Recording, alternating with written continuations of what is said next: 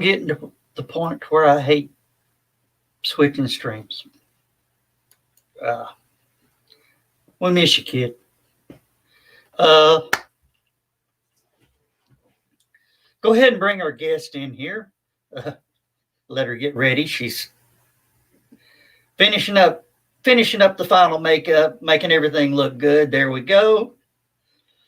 Are you ready? All right.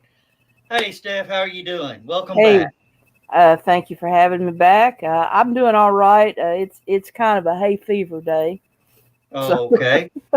I, we've been fighting a technical issue with you. Have you got everything straightened out, or is it?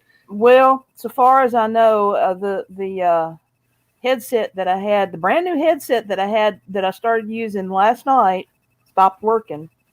So Okay, let's move that thing up out of my way. yeah, I was hiding behind the microphone, so but your new headset quit.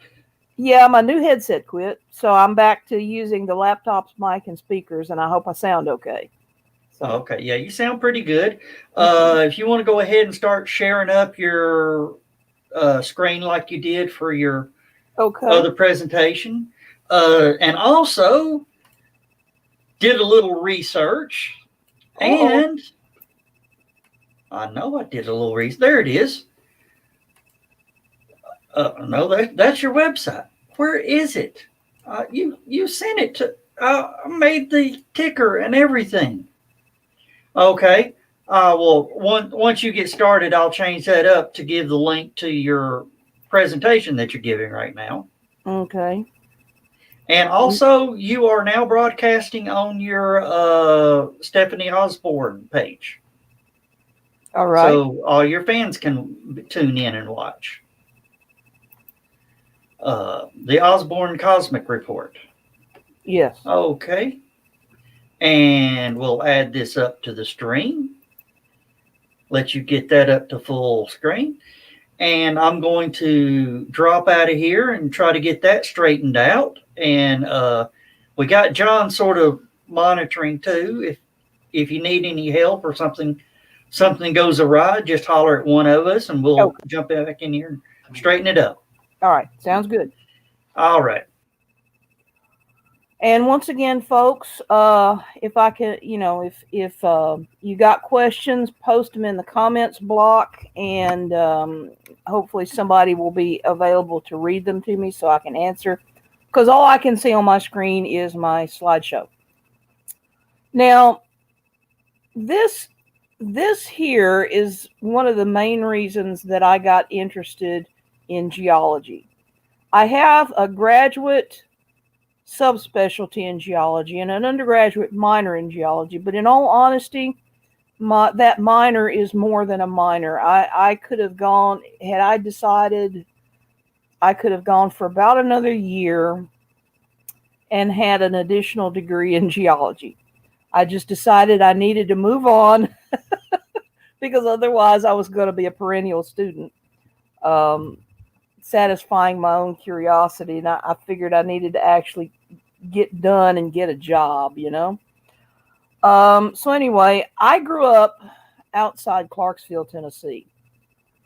That's in northwestern Middle Tennessee. It's on the line, the state line between Tennessee and Kentucky, and we were close enough to the New Madrid Fault that whenever it went off, we felt it. I cannot begin to tell you the number of times we would be sitting at the dinner table as a family and everybody and just chatting away, and everybody just suddenly stop and look at each other like, what just happened? And we'd glance up and the hanging lamp would be swaying, or the water in the glasses would be rippling. And we'd realize, well, we just had a quake. We had quite a large one when I was little. And it was a Saturday morning. I remember it very clearly. It was a Saturday morning. I was sitting in an armchair watching cartoons on TV. And it was violent enough to nearly throw me out of the armchair. So I became aware of these things at an early age, and I got interested in them, and I started studying them on my own. And then when I got to college, I started studying them for seriously with professors. And I thought it would be interesting, since this is a major fault system in the United States, and very few people know anything about it. So I put together a talk, and once again, like I was telling you yesterday, I wound up making an ebook out of it, and there's a whole lot more information in the ebook than I can put in a talk. So that's the cover on the right, and Joe Dog is going to be hopefully shortly scrolling the purchase link for it and for yesterday's ebook that I turned the talk into. It is active now, Stephanie. Excellent, thank you, Joe. All right. So let's get started here. Now, the New Madrid Fault Zone is a large area in the central U.S., roughly along the Mississippi River, central Mississippi. And it consists of a couple of main faults and numerous secondary faults, as well as some other structures. Back in the winter of 1811-1812, it produced a titanic series of severe quakes, and it is still active. It has a danger level possibly exceeding that of the San Andreas Fault, which is a plate boundary, but it is much less well known. So what we're going to do today is we're going to talk about this fault. I'm going to introduce you to some terminology for this particular science of seismology, and which is really a subspecialty of geology. And we're going to talk about how this thing formed. We're going to talk about the historic series of quakes in 1811, 1812. And we're going to talk about why nobody knows about this and what it's capable of doing. So, there are principally three types of geologic structures found in the fault zone region. There are primary normal faults. There are several. There is at least one primary reverse fault, which is known as the real foot fault. And there are numerous secondary faults, basically cracks that form when the primaries release. And there are several Graben and Horst structures. Yes, I'm going to explain what all of those are. We're going to define those. Okay. There are three principal kinds of faults. They depend on the direction of movement of the fault blocks on either side of the actual fault. The fault itself is basically a plane. If you go back to geometry, it is a plane. And so this plane, therefore, defines two blocks of stone, one on each side of it.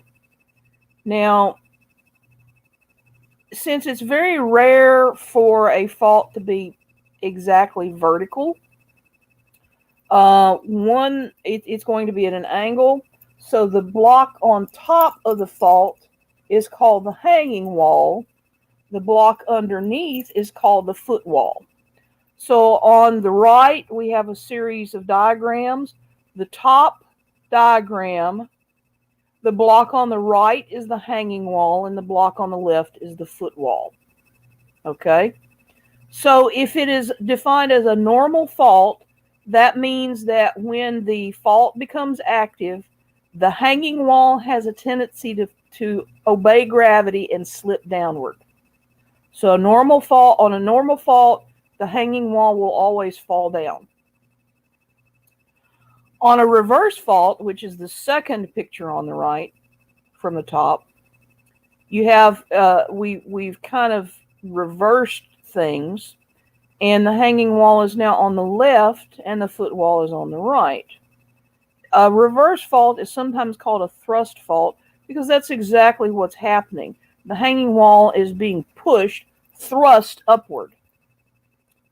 Then in the third diagram, we have something called a strike-slip fault. Now, in this particular diagram, it's showing a vertical fault, but that's rarely the case. But in any case, with a strike-slip fault, the blocks are not moving up or down; they're moving horizontally. One is moving past the other, so it's moving like this. And then sometimes, well, more often than not, what we really have in the real world is called an oblique fault. An oblique fault combines motion of the strike slip and either a reverse or normal fault. So it's moving at an angle. So, you know, one is moving. Let's say you're standing on one block facing the other one. One is moving sideways and either up or down at the same time. So that's the real world situation. They're almost always oblique. Although occasionally you can readily define either a reverse or normal fault. Interestingly enough, the San Andreas is principally a strike-slip fault. That's because the two plates are moving past each other. So, do I have any questions at this point? Is everybody understanding that? Because this is a very key concept to what's coming next. No questions so far have been posted. Okay, good deal. Now, a couple other things I should note is that a normal fault is only possible when the rock strata are under tension. They're being pulled apart. A thrust fault is only possible when the blocks are being forced together and one of them slips upward. So tension and compression are the operative words. If a thrust fault is under extreme angle, it is sometimes called an overthrust fault. Most subduction zones, like off the Pacific Northwest, those are overthrust faults. Onward. Now, I thought I would show you what they look like in the real world. On the left, we have a normal fault. You'll see the fault itself is that slightly orangey jagged line running from the top left to the bottom right, near where the guy is standing. And you'll note that there is a relatively thin, pale gray stratum that has been broken.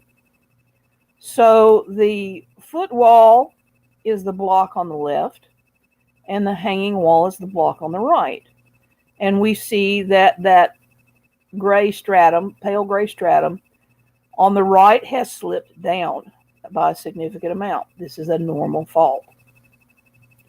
On the right, we have some interestingly colored rocks. I figured the green is probably a serpentine. But you'll notice that once again we have a diagonal fault from upper left to bottom right. And the left-hand side of the screen is the foot wall. The right-hand side is the hanging wall. And that funky multi-gray and red stratum on the right has been shoved upward. This is a reverse fault. This means that the blocks are being pushed together and the block on the right slipped upward because of the angle of the fault. Now, grabens and horsts are fault block mountains and valleys. They're formed when normal faults result in alternating uplifted and downdropped blocks of stone.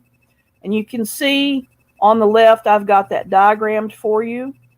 The hanging walls have slipped downward relative to the foot walls. And so the foot walls become the mountains, the horsts, and the hanging walls become the valleys or grabens. Usually this is because the entire area is under tension, and this causes the blocks to spread apart a little bit and enabling alternate blocks to slip downward. Once in a while, you get a situation where you have consecutive blocks slipping downward. So it kind of stair steps a little bit, if you understand what I'm trying to say there. But for the most part, it tends to form like the diagram on the right. Now, one of the things that we do know is that the New Madrid Fault Zone has at least one major graben, and there may be as many as 4 or 5 radiating from a central stress point. This on the left is an example of a small scale graben. You can see the hanging, the triangle shaped hanging wall in the middle and 2 footwalls on either side, and you can see by the strata that the hanging wall has dropped down. And then you want to see it on a big scale where you actually are talking mountains and valleys. That's what it looks like on the right. Sometimes they're actually dropped down a lot more than that, so that you do truly get a fairly deep valley. When I'm doing this in person, I'm usually standing up and pointing at the screen, or else I've got a laser pointer and I'm pointing at it. So not being able to do that is, I keep trying to do stuff with my hands and y'all can't, never mind. Miss Osborne, right. I do have a slight solution for you. We can see your mouse cursor on the screen. Oh, really? Yeah, so if you want to point with your mouse cursor, feel free. Okay, all right. That's I did not realize that would be visible. Okay. So here's your the stratum that most clearly evidences that it has been dropped, and so you see, but this up here also indicates that it's been dropped. But then here we have a valley in between 2 plateaus. It looks like we might have another graben over here, but you can see quite clearly that this stratum here has been dropped down to here, and this is all the way down here. Yes, there has been some distortion of it in the dropping. That's not uncommon. In something this large, it's going to be a fairly decent drop. So there's going to be some tendency of the hanging wall to collapse a little bit. All right. Now, a few other things that we're going to need to talk about if we're going to talk about how this thing formed is the concept of a pluton. It's named for Pluto, the god of the underworld. A pluton is a magma intrusion into existing rock, and it can take numerous shapes. I have them outlined for you on the left. I have them diagrammed for you on the right. A batholith is a big, huge intrusion, big blob of magma that gets forced into the rock. They are typically failed volcanic chambers because the magma never reaches the surface. You can think of them as a giant bubble of magma. Laccoliths are large bubbles, usually inserted horizontally between existing rock strata. So they tend to form lens-like shapes, or what's called lenticular. Sills are kind of like that, but they're typically smaller, and they usually follow a horizontal fault or crack. A lot of times they'll insert themselves between rock strata. So you've got these layers of rock, and so you have multiple layers of rock, and then you'll have magma come in and force its way in between. A dike is a narrow vertical intrusion coming upward, usually following a vertical crack or fault.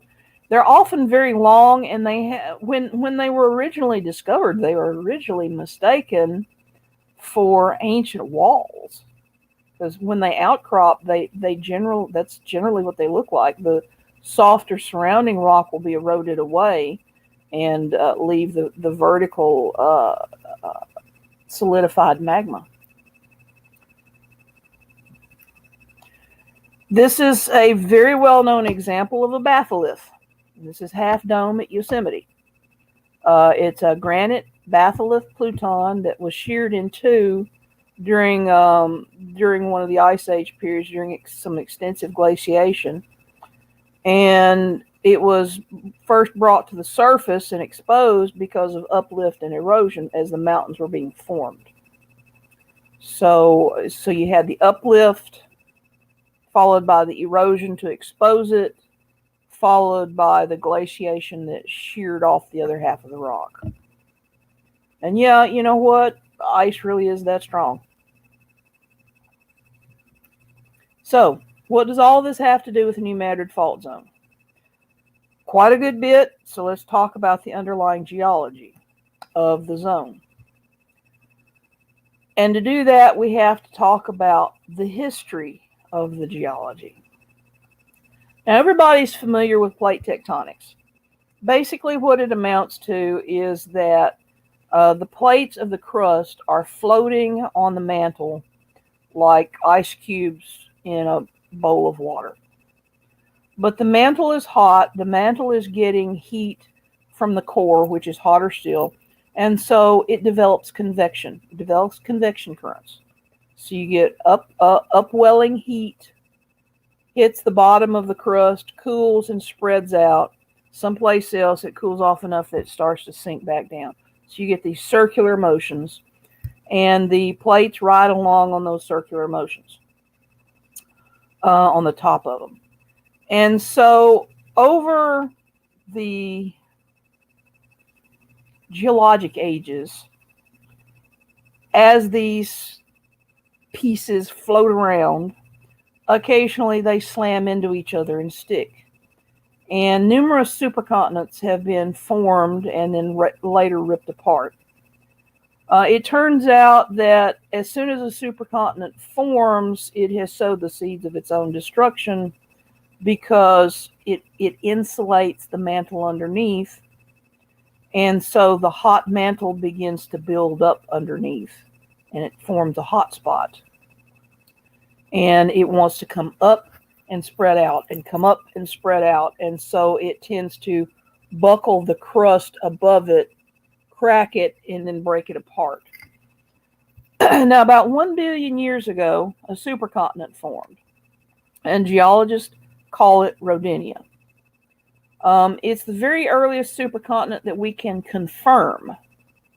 There were probably others, but because of the weathering and erosion factors and the fact that Earth is really good at recycling itself, it's hard sometimes to get the evidence for something that's very far back, because it's not there anymore. It gets recycled. Now, there's a lot of, during the research that I did for this, I found a lot of different maps for what Rodinia would have looked like and how the various continental plates were assembled. So apparently there's a lot of debate about exactly how the puzzle pieces all fit into place. But what we do know is that roughly in the middle was a plate that geologists called Laurentia. And Laurentia was the majority of what we now call North America. So it formed about 1 billion years ago, but about 750 million years ago, Rodinia began to rip apart. Now, like I was just saying, as soon as one of these supercontinents forms, it has sowed the seeds of its own destruction. So a hotspot developed in the mantle underneath Rodinia, and it was a plume of magma, hot magma, coming up, hitting the plate, and spreading apart. I don't know if y'all can see what I'm trying to do with my hands.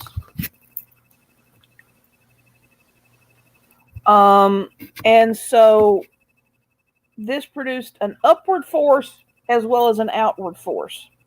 So it tended to crack apart the continent and generate kind of a conveyor belt to carry them all away from each other.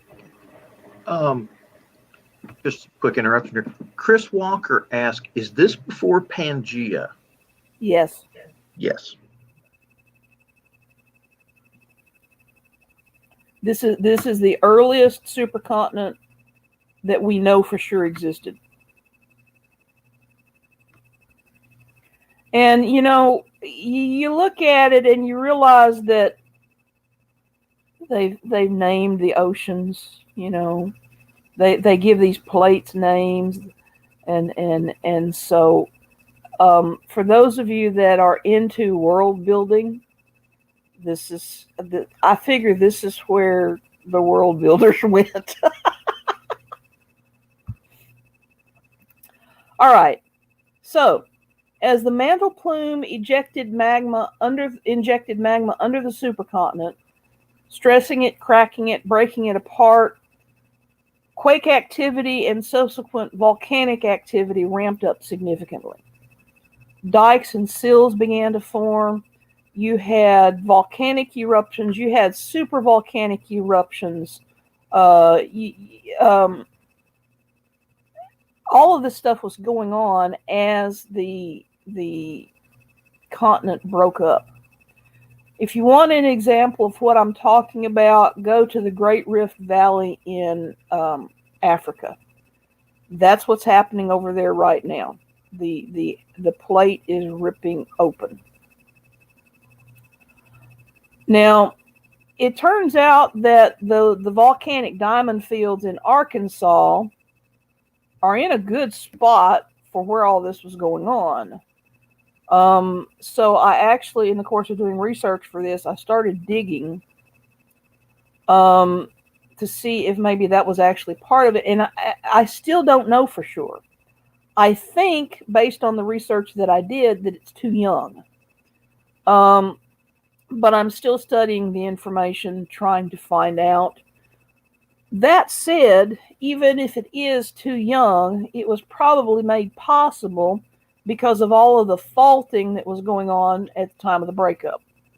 So, one way or another, the Crater of Diamonds State Park in Arkansas does relate to this breakup of Rodinia. Now, gradually Rodinia breaks apart. The new continents move away from each other. You'll see that Laurentia is still here more or less in the center. You wind up with, there's East Antarctica, there's Amazonia and West Africa, Baltica. This is basically Europe here.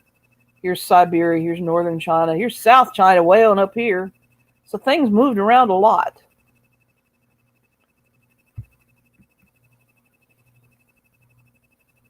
And Laurentia being at the center of the action, and the hotspot essentially being more or less under it, was put under tremendous stress, and it was being pulled from multiple directions.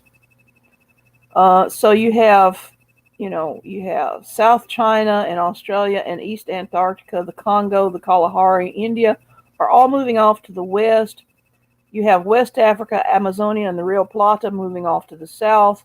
Baltica, North China, and Siberia moving off to the east. So they're all pulling away, and there's friction resistance pulling on Laurentia.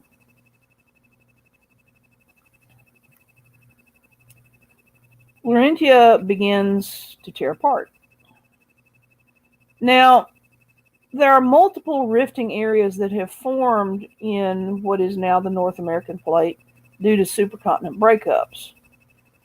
You have the Mid-Continent or Keweenawen Rift, you have the Grenville Front Tectonic Zone, and you have the Reelfoot Rift.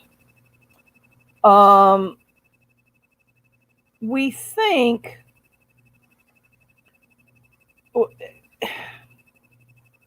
like I said earlier, we don't have sure evidence of any supercontinents earlier than Laurentia. That said, we've got some really good computer models, and so they think that there were other supercontinents. And one of those was called Columbia. And they believe that the Keweenawen Rift probably formed during the breakup of Columbia. The Grenville Front Tectonic Zone, when it was active, it actually helped shape the Appalachians. For what it's worth, the Appalachian chain that we have now is Appalachians 2.0. The first Appalachian chain basically eroded all the way down, and then it rebuilt. Now, the Reelfoot Rift is the particular tear that we're interested in today.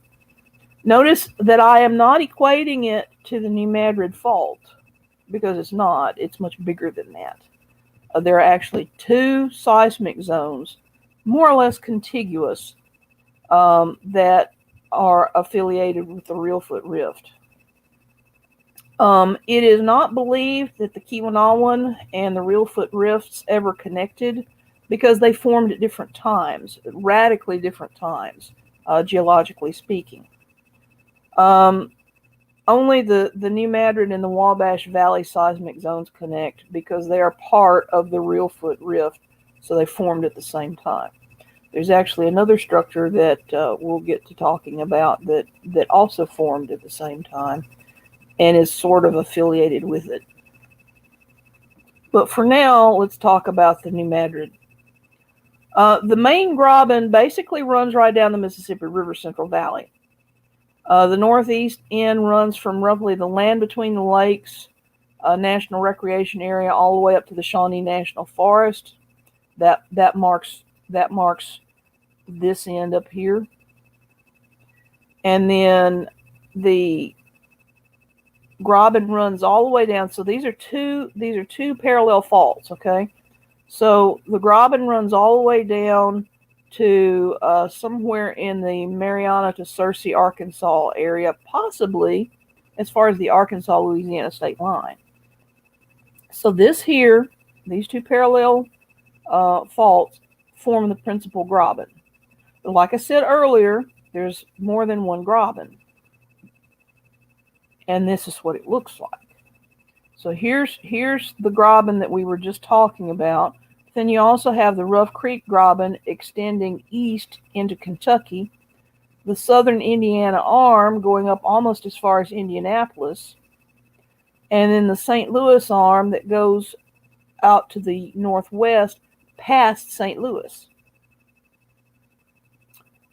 So basically, this area up here is the Wabash Valley seismic zone, and this area down here is the New Madrid seismic zone. Here's New Madrid, Missouri, kind of almost in the middle of it. Any questions so far? Other than Chris Walker's asking about, was this before Pangea? There have been no other questions. Okay, is everybody understanding this well? Am I making sense to everybody? Yes, you're making sense, and we got 11 people watching, so that's a good sign. And well, that's bigger than normal HallowCon panels anyway. But yeah, everything's good, sounding good.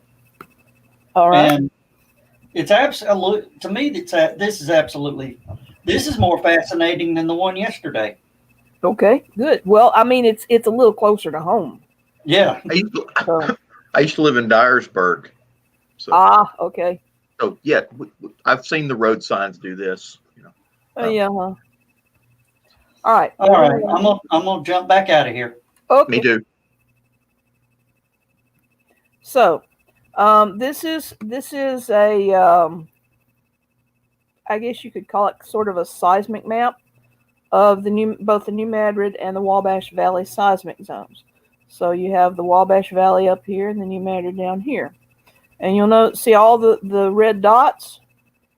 Those are earthquake epicenters.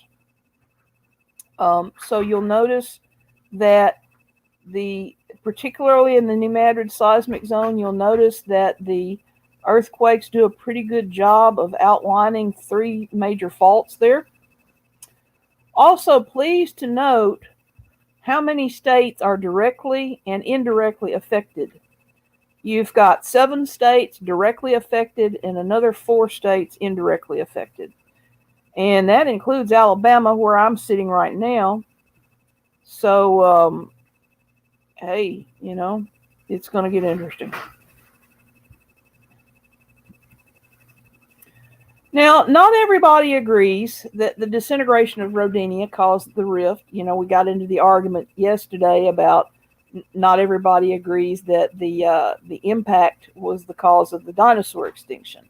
So scientists argue, like most people, and so there are other theories.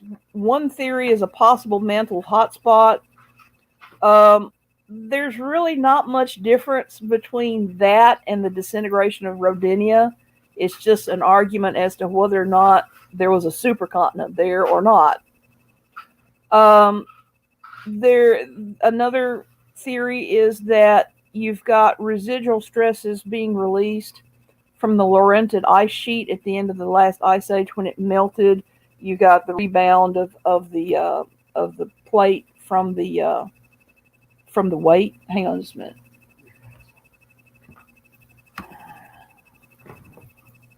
Somewhere down here. My husband's going to try and troubleshoot the headset. Then you've got another theory is that the Farallon slab had something to do with it. Now, what the heck is the Farallon slab? Well, the Farallon plate used to be the bottom of the Pacific Ocean. It has almost completely subducted under the North American plate. There are a few bits and pieces still out there, notably the Juan de Fuca plate. This is just off the Pacific Northwest coast. The Cascadia subduction zone was the principal means of eating up the Farallon slab. It's virtually entirely subducted beneath us. But it has at least mostly remained a cohesive body. If we actually do a kind of seismic tomography, we can find the remnants of the plate underneath us. The back end of the slab is now located almost directly under the New Madrid. The majority of the slab is actually under the east coast. I wonder why it won't work in this. Okay. He plugged it into his phone and it works. So let me see if the headset will work now, y'all.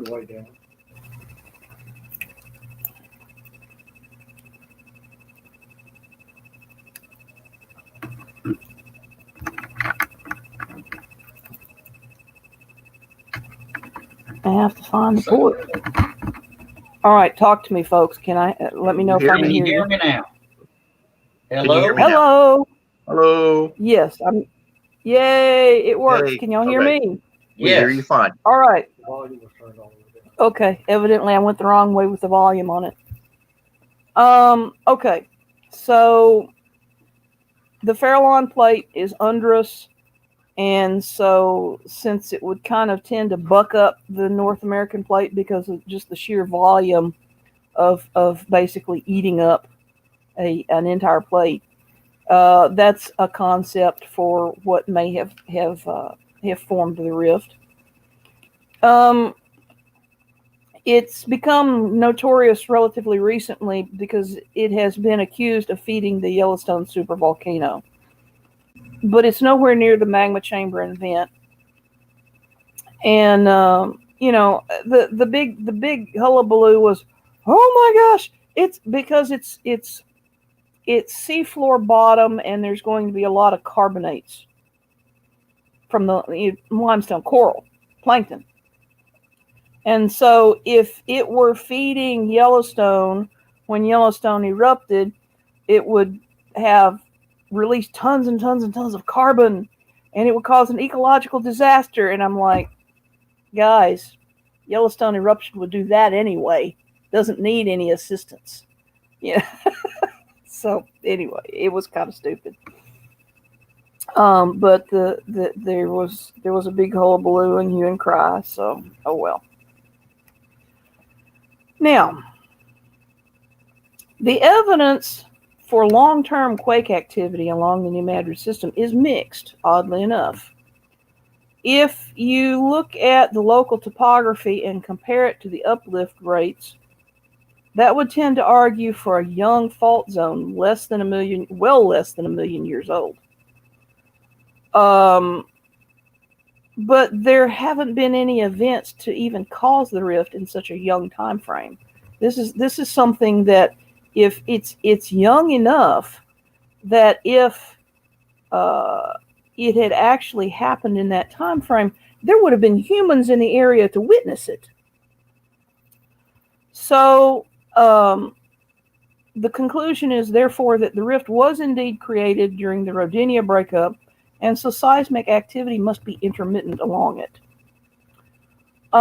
Tree ring growth patently, obviously, depicts the 1811 and 1812 quake series, but does not show anything prior to that, back to as early as 1682 in one location and 1321 in another.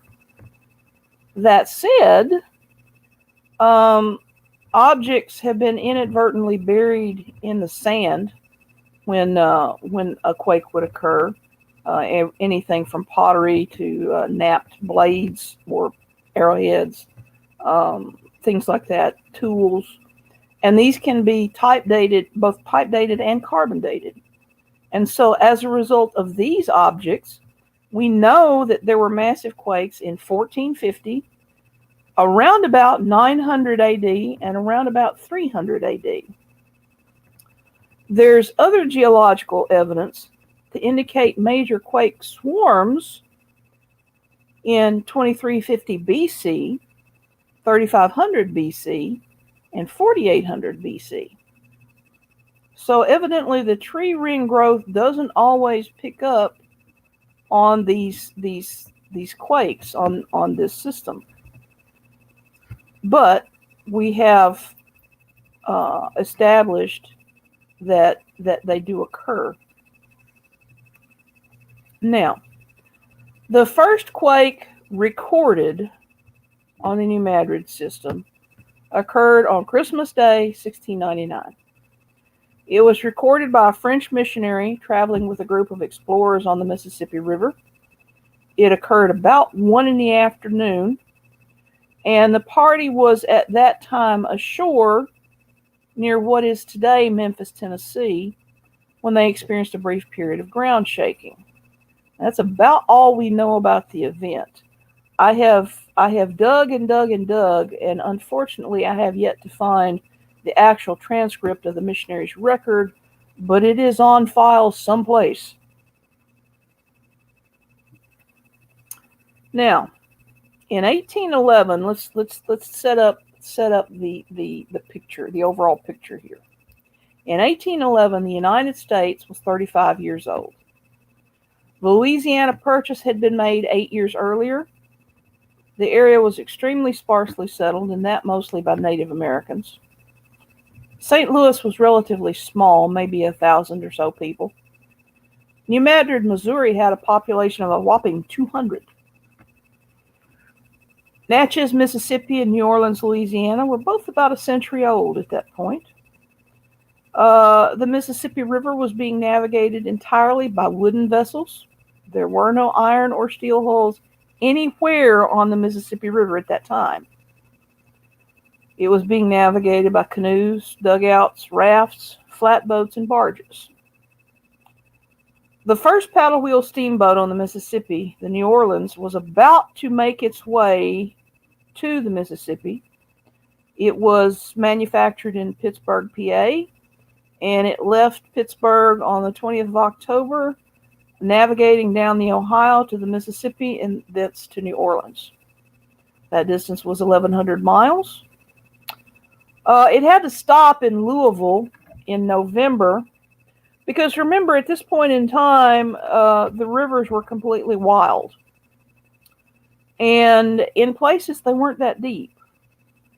And so there were rapids just past Louisville, and they had to wait for the rainfall, the winter rains, to come and raise the river sufficient for them to get safely over the rapids. So it was early December before it actually left Louisville. It was on the Ohio River near Owensboro, Kentucky, about 150 miles upstream of where the Ohio merges into the Mississippi. and about 200 miles from New Madrid, Missouri, when the first quake hit. It didn't reach New Orleans until 10 January of 1812, so this poor steamboat navigated the rest of the Ohio River and all of the Mississippi River from the mouth of the Ohio down during all of the quakes. There were 4 principal timblers during that historic series, which occurred during the winter, which was about the worst possible time for them to occur because of the weather. The first one was on 16 December, about 2 in the morning local time. It was magnitude 7.2 to 8.2, epicentered in northeast Arkansas. Multiple aftershocks continued roughly every 5 to 10 minutes until the next 6 hours later. So imagine you got aftershocks going off about every 5 minutes for 6 hours. Later that day, about 8:15 in the morning, you had another one of about the same size, epicentered in the same place. Some days later, 23rd January, at 9 in the morning, a magnitude 7 to 8, and this one was epicentered in the Missouri Boot Heel, a little bit further north. And then on 7 February at 4:45 in the morning, notice it likes to go off in the early morning hours. This one could have been as big as an 8.6, and this one was epicentered near New Madrid, Missouri.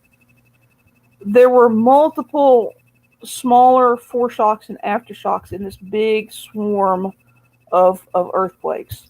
The whole system was rocking and rolling, hence the title of the book. Now, this will give you a little bit of an idea of what could be felt. There is something in geology called the Modified Mercalli Intensity Scale.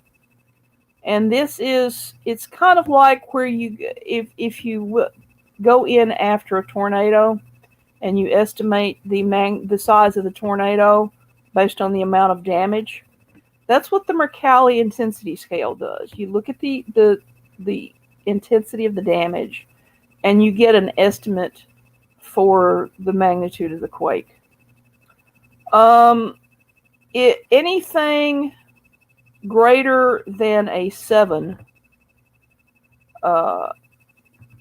you're looking at about 600,000 square kilometers, or almost 250,000 square miles.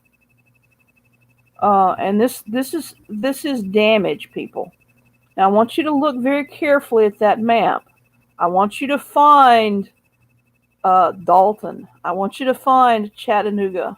I want you to find Atlanta. I want you to find Huntsville, Alabama.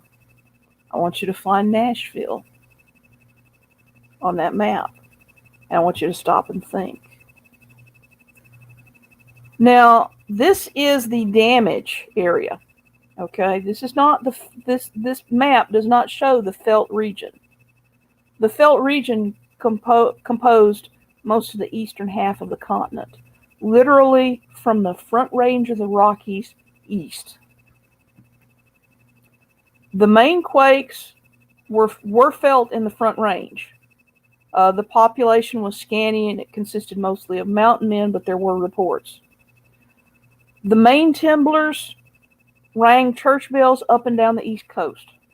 Now, this was noticeable. This is not something that would have been ignored, because church bells were at that time commonly used as a fire alarm. This was how you raised the volunteer firefighters. It was felt all the way up into Montreal, Canada, and it was felt all the way down into the Caribbean, because residents of certain Caribbean islands were awakened by the nighttime quakes and ran into the streets because they didn't know what was going on. The Mississippi River and the tributaries, especially including the Ohio and the Cumberland, were greatly disturbed. The Tennessee were greatly disturbed by it. Everybody's heard the reports of the Mississippi River running backwards. It sort of kind of did, but really not. We'll talk about that in a minute. Here are some eyewitness accounts. After supper, we went to sleep as usual, about 10 o'clock, and in the night I was awakened by the most tremendous noise, accompanied by an agitation of the boat so violent that it appeared in danger of upsetting. I could distinctly see the river as if agitated by a storm, and although the noise was inconceivably loud and terrific, I could distinctly hear the crash of falling trees and the screaming of the wild fowl on the river, but found that the boat was still safe at her moorings. By the time we could get to our fire, which was on a large flagstone in the stern of the boat, the shock had ceased.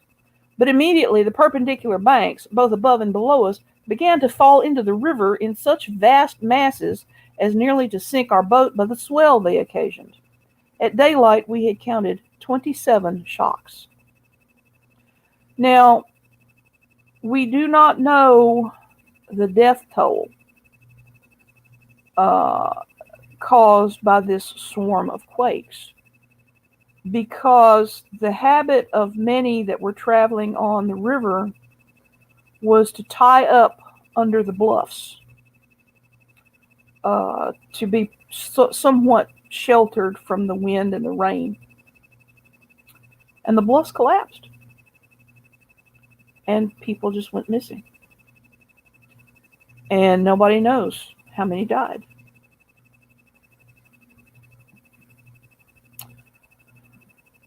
On the 16th of December, 1811, about 2 o'clock a.m., we were visited by a violent shock of an earthquake, accompanied by a very awful noise resembling loud but distant thunder, but more hoarse and vibrating, which was followed in a few minutes by the complete saturation of the atmosphere with sulphurous vapor causing total darkness. The screams of the affrighted inhabitants running to and fro, not knowing where to go or what to do, the cries of the fowls and beasts of every species, the cracking of trees falling, and the roaring of the Mississippi, the current of which was retrograde for a few minutes, owing, as is supposed, to an eruption in its bed, formed a scene truly horrible. Now, for what it's worth, that fairly good-sized quake that I experienced as a child, here goes my cat again. I did hear the sound of the quake. I could hear it coming. It was a rumbling, and it was coming from the northwest, which, relative to where I lived, was the direction of the fault from my house. And it grew louder as it approached, and then it hit the house, and the house began to move. And I described it to my parents later. My parents were outside working on some stuff, and they were standing on the ground, so they didn't feel it as much as I did, because I was the house had a basement, so I was up a little ways. So as the house moved, I could feel it. They actually could see the house move. They made me come outside. I didn't get to see the rest of my cartoons that day because I had to stay outside where it was a little bit safer and the house wouldn't fall on me. But I described it to them as sounding like giants rolling boulders down the roof. I'm not going to go through these in great detail. I'm going to leave them up long enough for y'all to read them. I will say that there's tons of these eyewitness accounts. There were enough people in the area that there were just a lot of eyewitness accounts. One poor guy, he had a cabin near on the bank of the Mississippi River, and he had an outhouse out back. And he made it through one of these middle of the night earthquakes. And what's the first thing that we all do when we get up in the morning? We head for the bathroom, right? So he goes out the back door to head for the outhouse, only to discover that that a crack had opened up in the ground of his backyard, and the Mississippi River had diverted through it, and his outhouse was now on the far side of the Mississippi.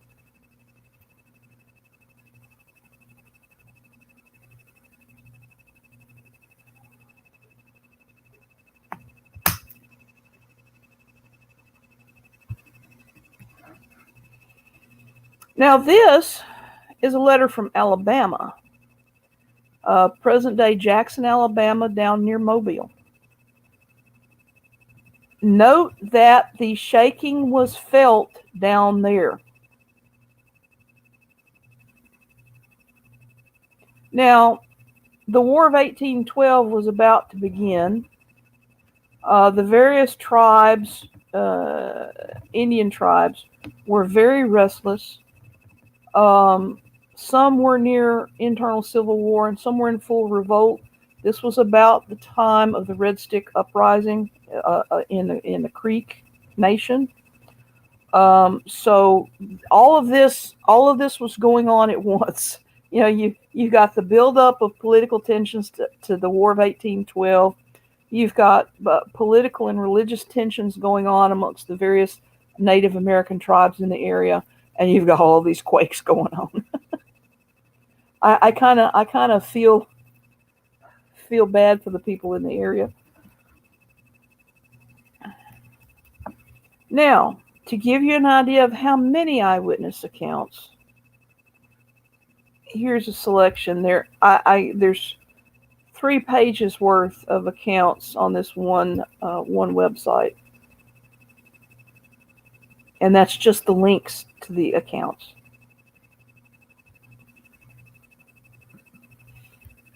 Short-term effects. Well, we talked about seismic seiches yesterday. So you know, it's a standing wave in a contained body of water. So you had seismic seiches in the rivers, and they were propagating upriver against the current. There's one primary thrust fault in this whole system of faults, and it happens to cross the Mississippi River. And so you wound up with faults going off under the Mississippi and creating temporary waterfalls. Houses were severely damaged in the area. Innumerable chimneys were toppled in St. Louis. New Madrid was virtually flattened by the shaking, and Little Prairie, Missouri was destroyed by liquefaction. What happens in liquefaction is that the sediments, the water table is disturbed. The sediments the particles wind up suspended in the water table, and the ground just turns to quicksand, and anything on top of it sinks down into it. And so a lot of times it sinks unevenly. The bottom right picture gives you an idea of the effects of liquefaction on standing structures. If the sinking is uneven, the buildings tilt or even fall over. So it was utter chaos. There are also other short-term effects, such as earthquake lights. This is a legitimate phenomenon, and it's called seismoluminescence, and it probably derives from the piezoelectric effect in quartz crystals. Occasionally, you would have warm water thrown up from the ground. I got to remember to plug this thing in before I start these things. Gotta find the plug by feel. There we go. More than likely, the shaking and the compression of the earthquake waves caused the water to heat up. And then as the ground split, the pressure would force the water to squirt out of the openings. So, I mean, yeah, it gets weird.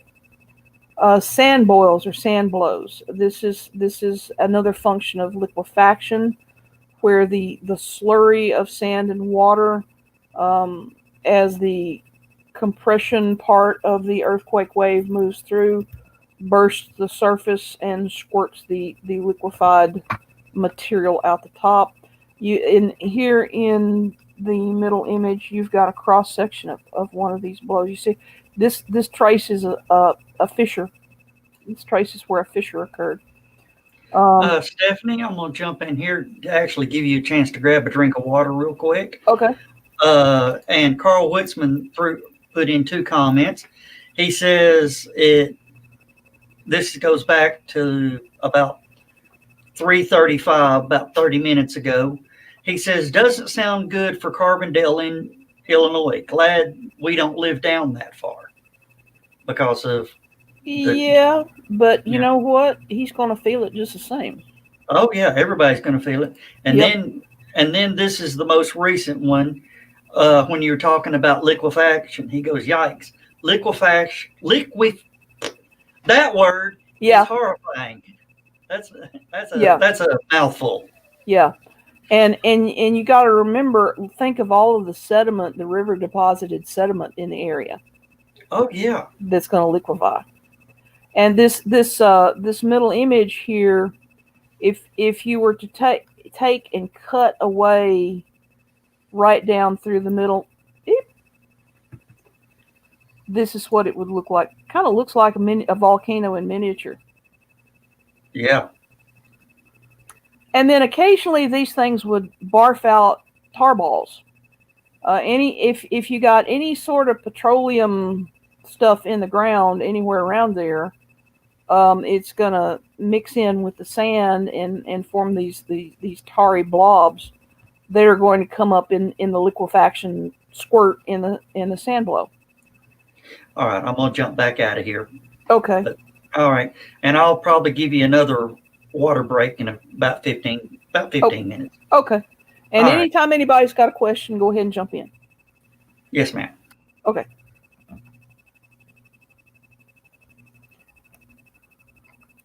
There's also things like earthquake smog. It turns out that that the shaking and the sand blows and things like that, they vent gases and dust into the atmosphere. There was loud thunder. This is actually likely the earthquake itself. One of the major types of earthquake waves is what's called an acoustic wave. It's a compression wave. It's a sound wave running in the rock. Now, if this compression wave is transmitted from the ground to the air, as is extremely probable to occur, it's going to produce a sound.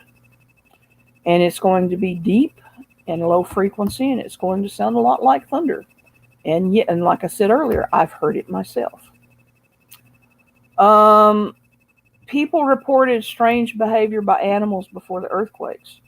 The animals were all nervous and excited. The domestics went wild. The wild animals became tame.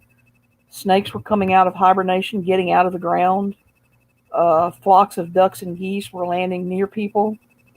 And it's believed that they were probably...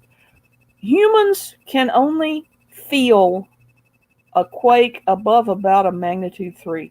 Magnitude 3 is about where we start being able to perceive them. Animals generally have a whole lot more sensitive sensory organs than we've got. It's generally thought that they are feeling the foreshocks running up to the major quake. And they understand enough to know this ain't good. And so they're reacting to it. Ground fissures. These have nothing to do with faults. They have everything to do with the ground is moving. And so if the earthquake wave buckles the ground too much, it's going to crack open. Interestingly enough, since they had more than 2,000 quakes in 5 months, they discovered that most of the crevices that were opening up, most of these fissures, ran north to south. So they started doing something, and people were falling into them. And some of them were big. Some of them were long. And some people just fell in and didn't, because when the next wave came along, the fissure might close back up. And so people were being killed falling into these fissures. So they found that if they chopped down trees so that they fell in an east to west direction, and then they would jump on the tree when a quake would hit, the tree would span any fissures that opened up under them, and they stayed safe. After the February 7th quake, boatmen reported that the Mississippi actually ran backwards for several hours. And this was because, there were several reasons. The main one in this instance was that a fissure opened up in the bed of the river, so upstream. So you actually had the water being dammed downstream and a significant opening in the riverbed upstream, so the water was running backwards to fill the hole. And then also another thing that happened was that as the block of rock moved up downstream and dammed the river, the area near a Reelfoot Creek subsided. And so the water ran out of the banks of the Mississippi and into this subsided area. And as the earthquakes progressed, the damming of the river, the block damming the river, dropped again, and the area immediately adjacent to the river, along the river banks, rose. But so the water that had flowed into the downdropped area didn't have a way to get out. And so this is what created Reelfoot Lake. In the course of all of this, it also drowned an Indian village. It created 2 temporary waterfalls in the Mississippi. It devastated thousands of acres of forest. And there were boatmen who survived this and lived to tell the tale, provided they didn't tie up under the river bluffs to sleep at night. There were, one of the things that people used to do would be to cut down trees, large timber trees, lash them together into a raft, float down the Mississippi River to Natchez or New Orleans, sell the timber, buy whatever goods that they needed, backpack them back home along the Natchez Trace or some similar sort of pathway. And so there were many dangers. And so anything from the Creek Indian uprising, and by the way, the expression "the good Lord willing and the creeks don't rise" doesn't have anything to do with waterways. It has to do with the Creek uprising. And that basically it was a civil war in the Creek Nation, but it was bloody and it was vicious, and it occurred during this time frame. So, you could set out downstream with a raft of timber and just never come back, and nobody knew if you died when the bluffs collapsed on you, or if bandits got you, or if you capsized in the river, or if the creeks got you, or what.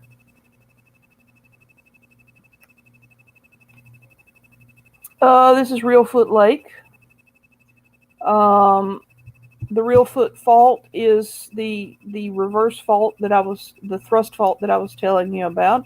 It crosses the Mississippi River in no less than 3 places. And so it thrust up, it dammed the river backed up into what is now Reelfoot Lake. The thrust reversed itself, the area by the river bank rose, and Reelfoot Lake formed. The area near the mouth of the Reelfoot River was always kind of marshy anyway, so.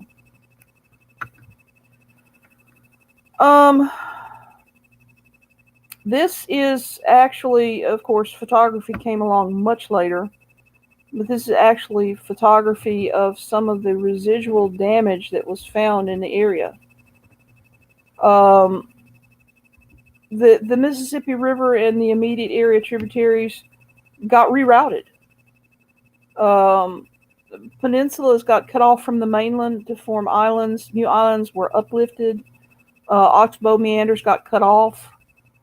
Little Prairie was wiped off the map. Reportedly, several Indian villages were also wiped out, include Tuckabatchee in Alabama, which fulfilled a prophecy by Tecumseh. So that was kind of interesting. So it just, the whole area was just in an upheaval. And this in the dead of winter. Since then, there have been a few additional quakes. Notably, the Halloween earthquake of 1895, which was a magnitude 6.6. 9 November 1968, this is the one that I remember. It was New Madrid, epicentered in Dale, Illinois. 18 June 2002, epicentered Evansville, Indiana, magnitude 4.6. That was on the Wabash Valley, but essentially it's all one contiguous seismic area. 18 April 2008, Evansville, Indiana, again, magnitude 5.4. And there were 2 moderate aftershocks within 3 days, a 4.6 and a 4.0. In 1974, notice how long it took them to do it. They finally installed a seismograph network in the area. And since 1974, they've detected more than 4,000 earthquakes. Most of them were too small to be felt. Typically, on average, about 1 earthquake a year is large enough to be felt, which means it's a 3.0 or greater. It's not as bad as a California quake, right? No. It turns out that both the San Andreas and the New Madrid systems can produce comparable magnitude quakes. The biggest quakes range from 7 up to around 9. The San Andreas does produce them closer together every few decades versus every few centuries on the New Madrid. The length of the San Andreas fault is greater. The San Andreas is about 800 miles long. The New Madrid is about 150. But the New Madrid, as we noted earlier, affects a vastly larger area. That area affected by the 1811-1812 major quakes was 10 times larger than the area affected by the Great San Francisco quake. And it was even 2 to 3 times as large as the Great 1964 Alaska quake. One of the major differences in notoriety is that, as you can see on the right, the San Andreas is visible on the surface. The New Madrid can't be seen. The underlying geology is extremely different, and that's what makes the difference. The San Andreas is in an area of consolidated rock, which is shallow, broken, and hot. Therefore, it has what's called high energy attenuation. That means the energy damps out very quickly. The New Madrid lies under literally miles of unconsolidated waterlogged sediment. It is not visible on the surface, and unconsolidated sediment actually tends to amplify wave motion. The rocks in which the fault is found are very deep, relatively hard, very solid, not broken, and very cold. Therefore, it has low energy attenuation. The energy goes a long way before it can damp out. So the geology of the eastern U.S. is much better suited to transport earthquake energy long distances.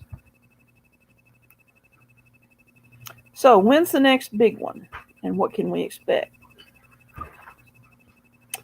Well, geologists look for signs of earthquakes in older strata.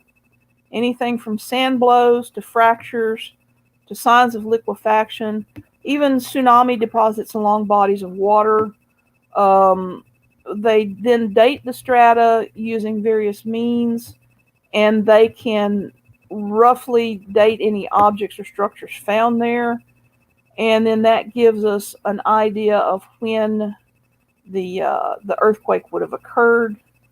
You find enough of those to get a database, and you can start averaging the dates and determine a rough frequency of occurrence. Now, according to the Center for Earthquake Research and Information at the University of Memphis, the periodicity on the New Madrid is about one swarm, not one quake, one swarm every 500 years. And judging by the data, the quakes on this system do seem to come in swarms. Since there are multiple interconnected faults, as soon as one goes, it changes the stresses on the others, and they start to go. So you wind up with multiple things going on here.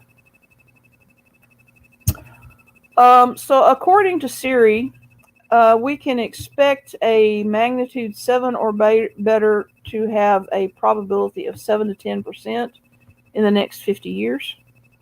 A magnitude 6 or better goes up to around 25 to 40% in the same time frame.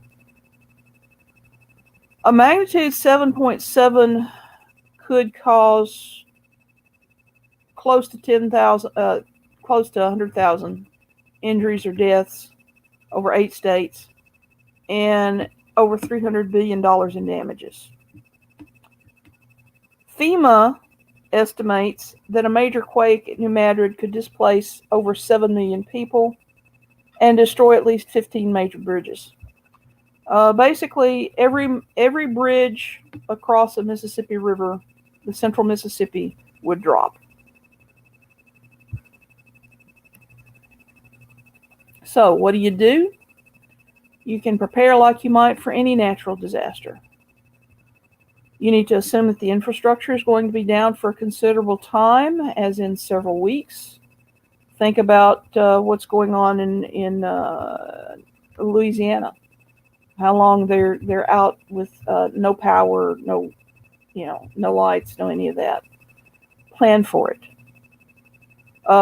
In 2011, we had a tornado super outbreak in the southeast, and almost all of North Alabama, about a third of the state, was without power for up to 2 weeks,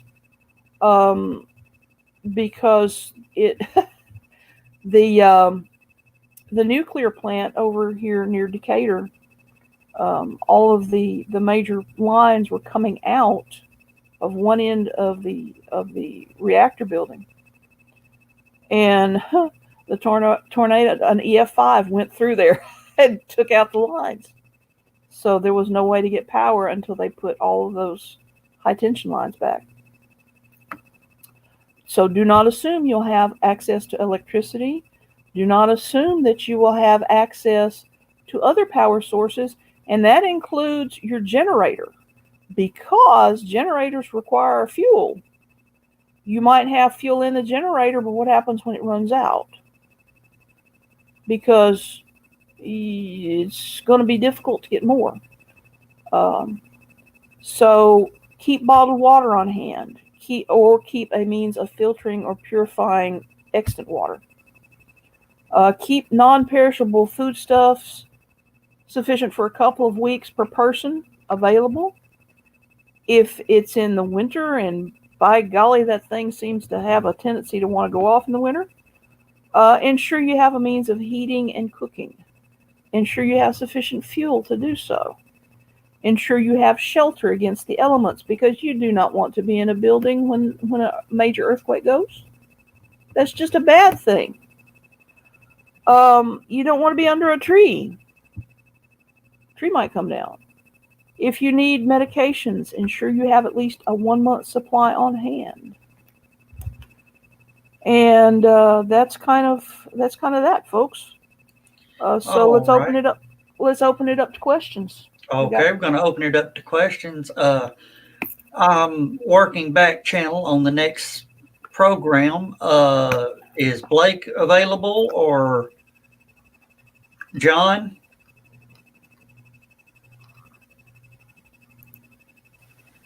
I can hop in. Okay. If you could hop in, Blake, and help her field some questions. I'm trying to get. Am I not sharing anymore? I hope. You're You're fine. not sharing You're anymore. fine. Okay. Okay. All right. Blake, if you want to come up on screen, and I'll jump out, and we'll get back to this. Okay. I guess I'm gonna put my mug on the screen. All right. And thank you again, Blake. Stephanie, Blake has been a lifesaver. He's helped us. He has been a uh, big help to HallowCon in the virtual sense. Thank He you is so a much. literal help for a virtual convention. Thank you very much, Blake. No problem. Much All right. appreciated. A couple of these are probably way too big to fit on the screen, so I'm just going to read out to you. Chris Walker's has a statement about a show that he watched recently. I saw a show on PBS years ago talking about the Mississippi River trying to change course again. It mentioned that the New Madrid quake changed the lower channel into the lower Red River, that it was trying to change its lower channel path to the Atchafalaya River, and that the made pressure relief channels and dams and various other things that were done to keep it from happening again. Because if it does change course, New Orleans is doomed. Yeah, and that's quite true. And let me tell you, and by the way, it is pronounced New Madrid. I'm not mispronouncing that. Okay. It's kind of like the Midwesterners name stuff after stuff in Europe and the Mediterranean, but they pronounce it different. Cairo instead of Cairo and stuff like that. But yeah, it's New Madrid. If the New Madrid goes off again, you got all those levees and everything holding the Mississippi back. Bye-bye. They're not even levees anymore. They're just debris at that point. They're just debris at that point. That's right, because they will crack apart in nothing flat. So yeah, it's gonna be messy when that happens. And notice I'm not saying if, I'm saying when, because it's only a matter of time. So hey. All right, Carl Witzman, he popped up there. Says I felt a quake in Dansville around 1987 or 88, but I remember everyone was warning of the 2002 quakes. We even put tape all over our glassware in the cabinets. Yep. It's a It's threat. a thing. Yeah. For what it's worth, those who are in the immediate vicinity of the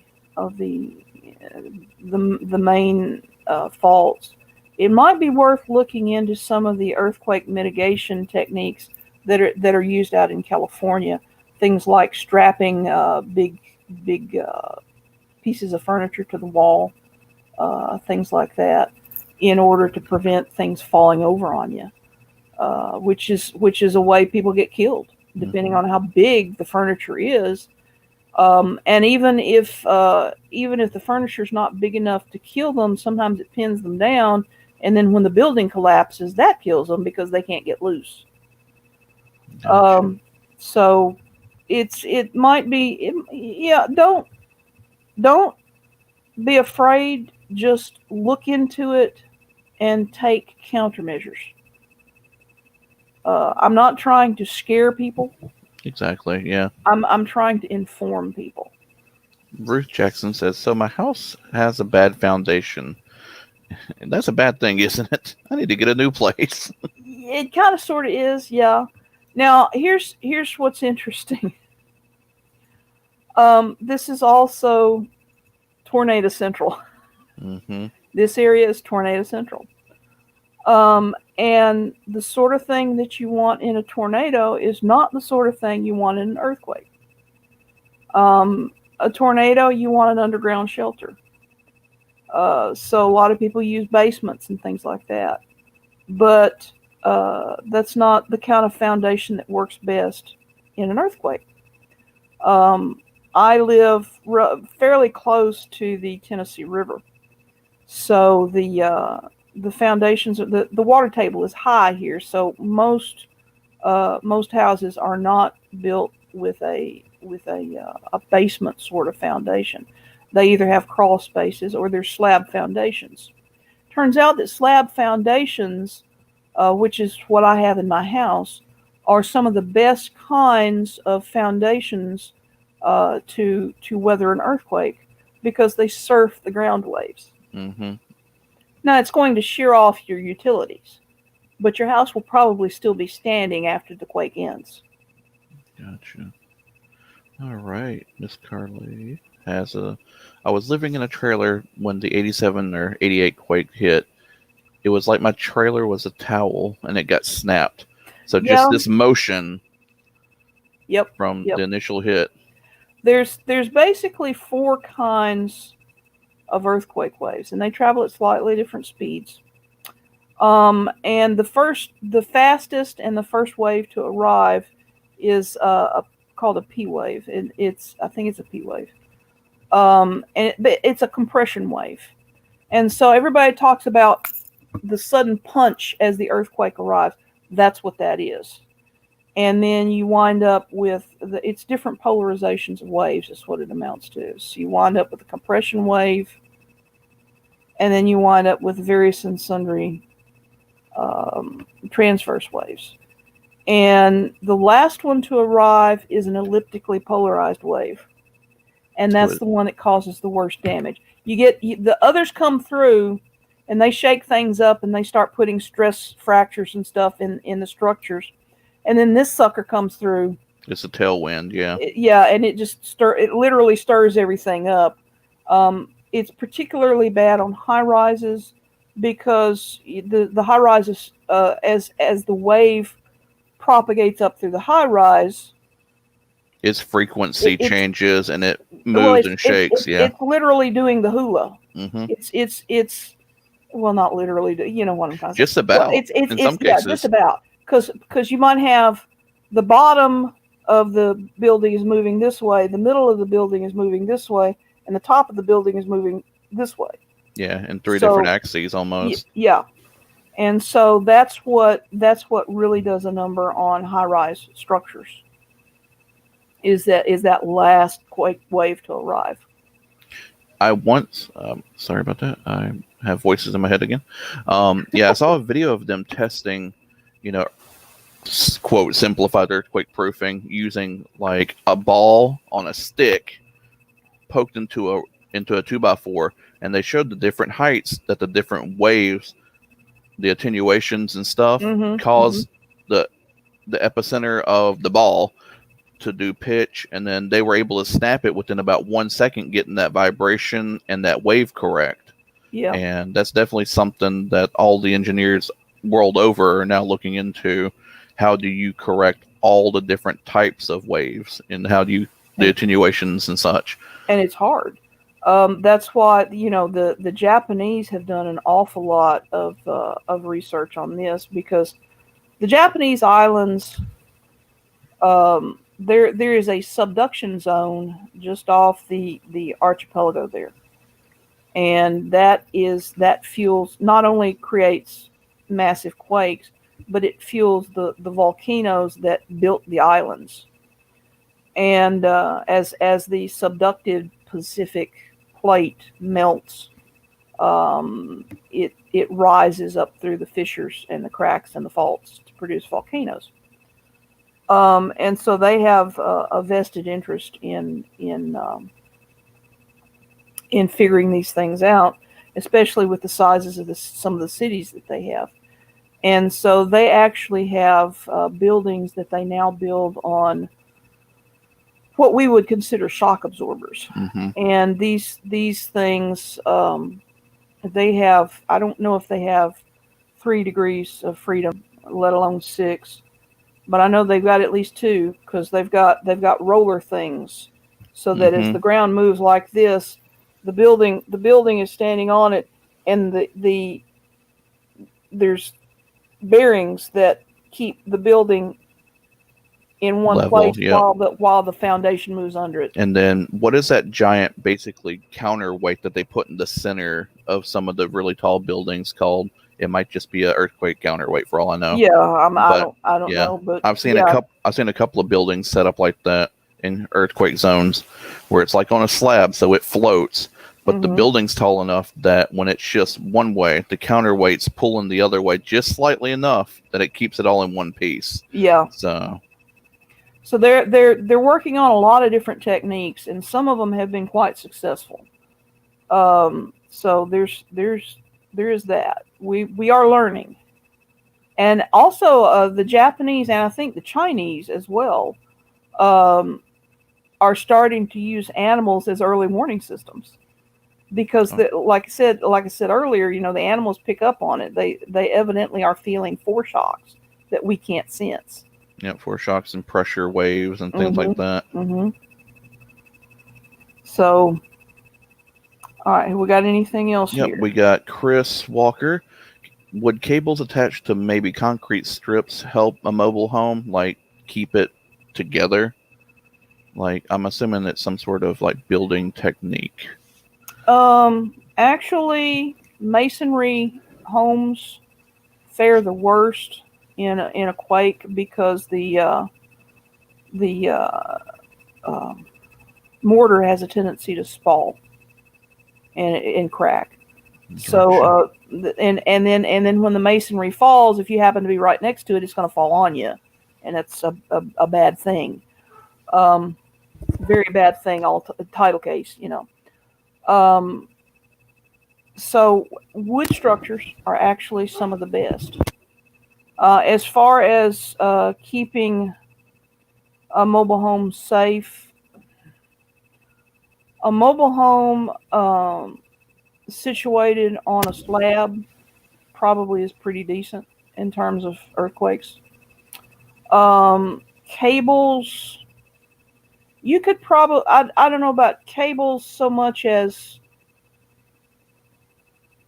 like actually bolting it, like an actual reinforcement, like a bolting or a like clamping of something to a stud. Rebar or some, yeah. Well, you want to clamp your furniture to studs, yes. Your tall furniture at least. Short stuff like couches and chairs, they're going to walk with the as the quake waves move through, but they're not. You don't have nearly as much danger of them falling on you as, say, a bookcase or an entertainment center or a china cabinet, something like that. Something that has deadly force, vending machines, things like that. That's why vending machines are usually anchored in now. Yes. That was a big thing in the 70s, I know, that they weren't, and earthquakes probably killed more people than they should. So we have a fun quip from Chris as well. Quakes, volcanoes, and tsunamis. That's before Godzilla gets involved. Yeah. Quakes, volcanoes, tsunamis, oh my. Yep. And that's just the tip of the iceberg. And sometimes those earthquakes affect tips of icebergs too. Well, yeah, because you will get quakes will cause glaciers to spawn icebergs. And then the quakes can set up seiches, and then when the iceberg spalls off the glacier, and depending on how it happens, that can cause more wave action. So then you have a secondary and tertiary reaction from it. Mm-hmm.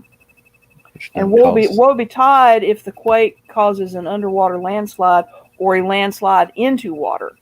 Mm-hmm. There's actually been reports of localized tsunamis caused by landslides into like fjord type areas.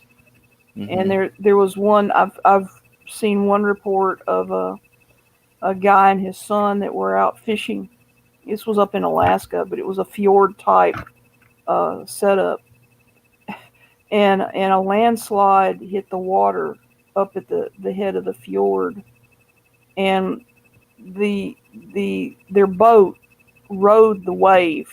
I was going to say everything came rushing right on out. Yeah. Yeah, and the boat rode the wave up over the trees.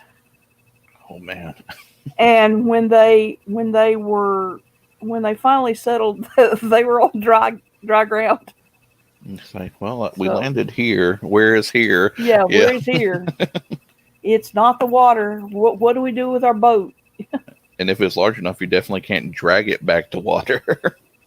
And I don't offhand know what size their boat was. You know, so canoe, that's okay. Yacht, not so much. So, yeah. Mm-hmm. Fishing boat, yeah. Yeah, that becomes part of the property, I think, after that. Probably, yeah. Yeah, holy moly, exactly. Holy moly is appropriate at that point. Let's see. I wasn't in for everything on this. Would you like to explain some basic preparedness for earthquakes? Well, one of the reasons I liked the house we chose, the house I'm in right now, is because it has that slab foundation that will surf the quake waves. I happen to be in an area. This area is part of Dixie Alley.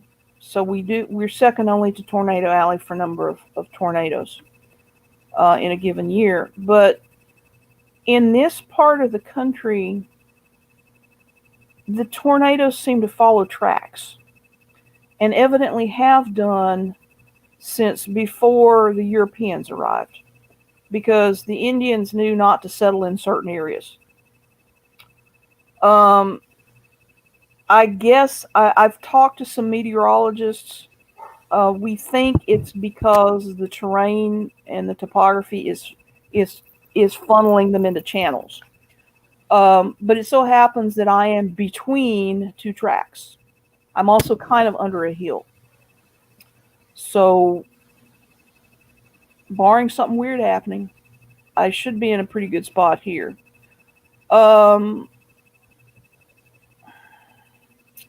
If you want, and it is a wood frame home with siding rather than brick.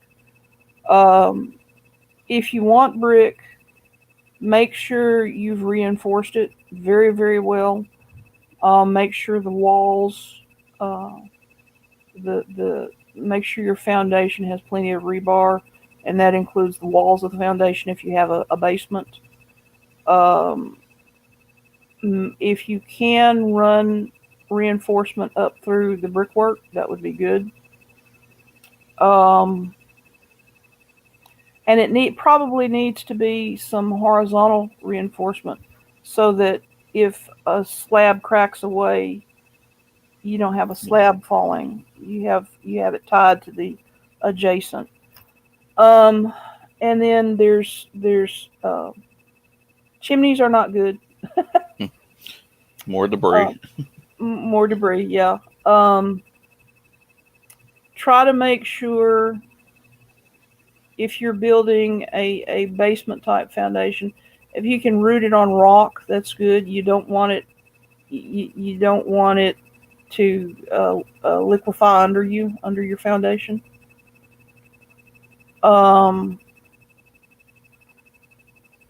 Strap down the taller furniture. Having if you actually you're in a structure when an earthquake hits, find a doorway or archway in a structural wall and stand in it and hang on, because that doorway will function as an arch, which is one of the strongest architectural structures known. And if you just hang on there, the structural wall, not just a wall dividing rooms, but an actual load-bearing wall, will be the strongest and stand the best chance of remaining standing when all is said and done. So if you get in that archway of a door and hang on in a structural wall, you should make it through. Carly asks, we live in a 3-story house with a basement stucco house that's about 100 years old. Are we screwed? If it's 100 years old, you probably have cross timber going on. Yeah, And cross timber is actually pretty decent in the long and short. If it's been standing for 100 years, then it's already stood through a few. Chances are you might be in good shape. The front half of my house was built in 1923, so that's where I'm going if the big earthquake comes. This back part, built in the 80s, so not so much. Yeah. So. Yeah. The better and the more reinforced the structure, the better off you are. All this stuff I got hanging on the wall back here behind me, that's coming down. Whenever you see the older high-rise buildings with all the falderalls on the outside, that's not structural. That's coming down. You don't want to be on the sidewalk underneath it.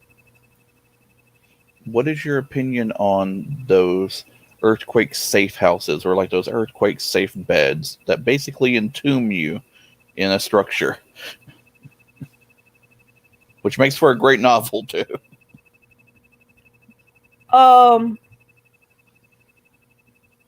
I'd rather be killed outright than die slowly of starvation. That's how I feel about it, honestly. I've seen them, and it's horrifying. Entombing is potentially a good way of putting it. Yeah, it's literally... I saw one literally on a video the other day, and it's a queen-size bed, but it's like a two-stack, like how they used to do them back in the day on the big platforms. And you literally lift up the hatch, get under the bed, and then you have like two oxygen tanks and some rations, and then a filter that goes out, and that's it. And I'm like, and someone's spending $50,000 to kill themselves, unfortunately. Slowly. Yeah. Because how are they gonna find you? How are they gonna know to look for you there? No cell signal in there. And worse, here's another bad thing about earthquakes, okay? Fires have a tendency to break out in the wake of earthquakes. So now you're under there. You can't get out because your house is falling on top of it and caught fire. Or water's rising. So that happens too. Mains break, entire neighborhoods flood. So yeah, I tend to be a little bit on the claustrophobic side. I'm okay if I can move around a little bit. No, that doesn't appeal to me at all. No. Just let something fall on me. Take me out right off. Boom. I'm okay with that. Yep. Carl's like, we've had a good life, Carly. Love you. And then no, Bruce... actually, Carly, I think that sounds like you're not screwed. Yeah. I think it sounds like if it's been around that long, it's probably got a pretty good structure to it. It's probably something like mine that's like old-fashioned 1x4 cross timber for the walls, and then the ceiling is like another style of thatching. So it sounds great, honestly, in the long and short. And Ruth does make a really, really good point. The earthquake bed sounds like my claustrophobic nightmare. Bingo. Mine too. I've seen the automated ones. That as soon as the shaking starts, it sucks you in. Yeah. And no. What happens if you get this last ditch effort of, oh my God, I got to stand up and run? It's gonna be like one of those horror movies that eats you in half. Yeah, a library would not be a good place. Yeah, library would not be fun. You're going to be buried in the 500 section. Yeah, which is I think nonfiction. So, but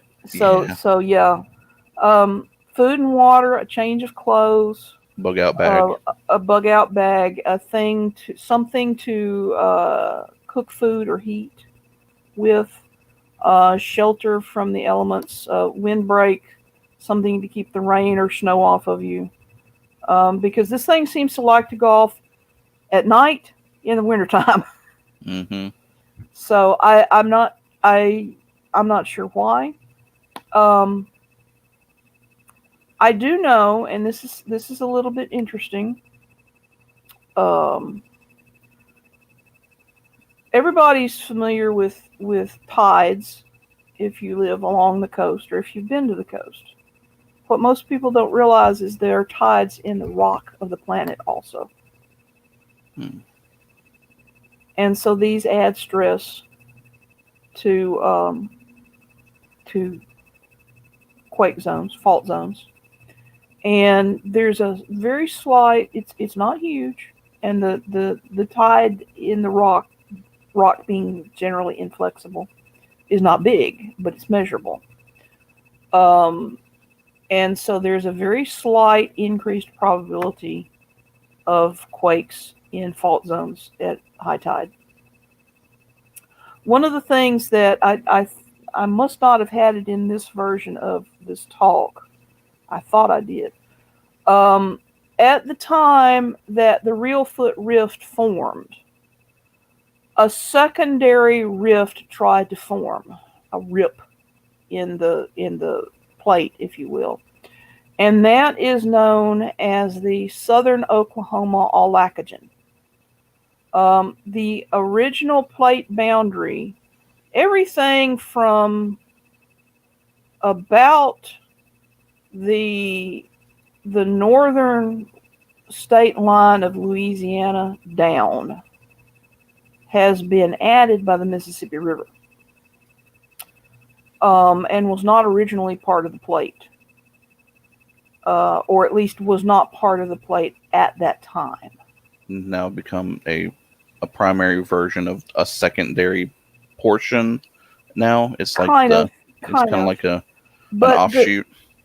But as the plates ripped apart at that point, I'm trying to figure out how to do this. So it So splits, and then you had the Reelfoot Rift trying to rip like this, but then you had the Olacogen rip Like over here. a separate junction, like in a cave.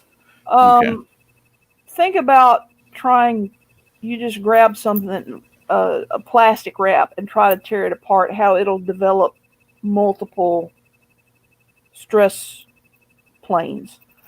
And so we know that it runs from the northwest corner of, I'm trying to remember here, the northwest corner of Louisiana, cuts off the corner of Texas, all across Oklahoma, and it runs over into the mountains, and may go as far as Utah. Gotcha.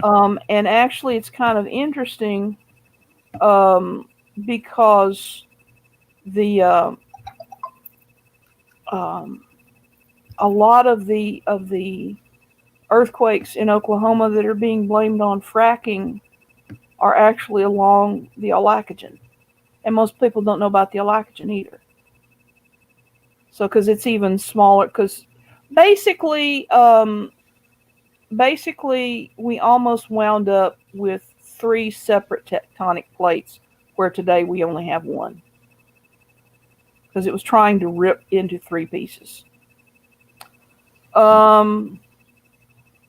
You know what, Chris? I don't offhand know. Let me see if I can do a quick search on that.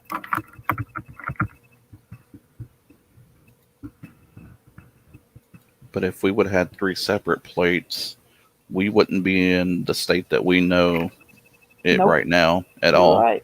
Because now you have 3-fold the damage, 3-fold the probability, and it would be a definite I want to live on another planet situation, probably. Something like, yeah. Do you know anything about exotectonic activity, like other planets? Right now we don't really know. I mean, we're getting some discoveries, but it's not like anything that we are used to because it's ice. Gotcha. Yeah. Let's see. I guess you're right. Ice does act a lot differently than the ground that we know of. The St. Francois Mountains were formed by volcanic and intrusive activity about 1.5 billion years ago. By comparison, the Appalachians started forming about 460 million years ago, and the Rockies a mere 140 million years ago. When the Appalachians started forming, the St. Francois Range was already twice as old as the Appalachians are today. That's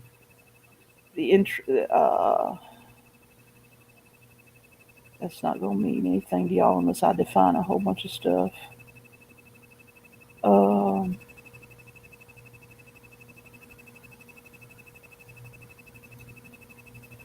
The St. Francois Mountains were formed by igneous activity, whereas most of the surrounding Ozarks are developed on Paleozoic sedimentary rocks as a dissected plateau.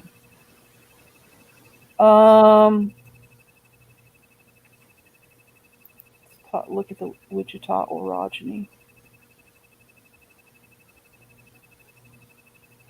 Okay, so it looks like it's a little of all of the above, Chris. The Wichita orogeny was a mountain building event, consisted of folding and faulting, and the embedded St. Francois were volcanic. Does that help? That is interesting. That you can get a little bit of A, B, and C in this world. Yeah, so it's kind of all. Take one from column A, one from column B, one from column C. All right, Stephanie, we're within about 4 minutes of wrap up. Thank you for saving me, Joe. But of course, you know, you have something else coming up just right after that. That's right. Everybody's over there in the green room getting ready. So we're going to be rolling with that in just a minute. So let's go ahead and plug all your websites and all that. Okay. I have a website, www.stephanie-osborne.com. Right there, scrolling across the bottom of the screen. Yep. And I have an Amazon author page. If you just go to Amazon and you type in Stephanie Osborne, you should be able to find the author page.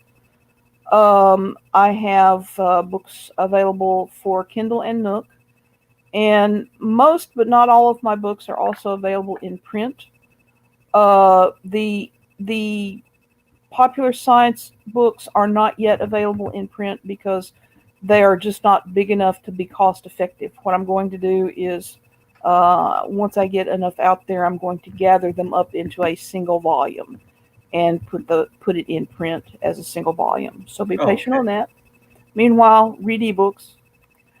I like to write science fiction with a strong hint of mystery, and I use my background to do it. So even when I'm doing, just like space opera or something, I have a tendency to sit down and work out the explanations for the gizmos and stuff like that, so that at least to my mind, I'm satisfied that it's possible. Yeah. So, but at the same time, I still have fun with it. It may be fictional, but it's probable. Well, if not probable, at least possible. Possible. And I have fun with it. There's one series I write called the Division 1 series. It's my take on the urban legend of Men in Black. And I tell people I write that with my tongue planted so firmly in my cheek that it's poking out the side of my face. So I have a lot of fun with it. I've got, right now, I've got a trilogy in Richard Wyand's universe, the Empire series, and that's proving quite popular right now.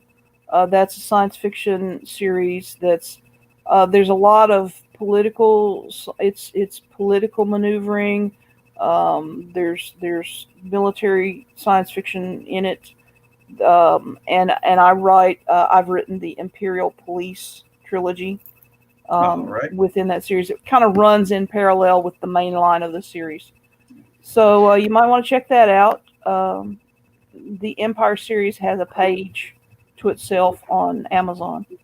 Oh, okay. Right, shutting up now. But I'm just gonna pull you down. You can just stay in the room. I'm gonna I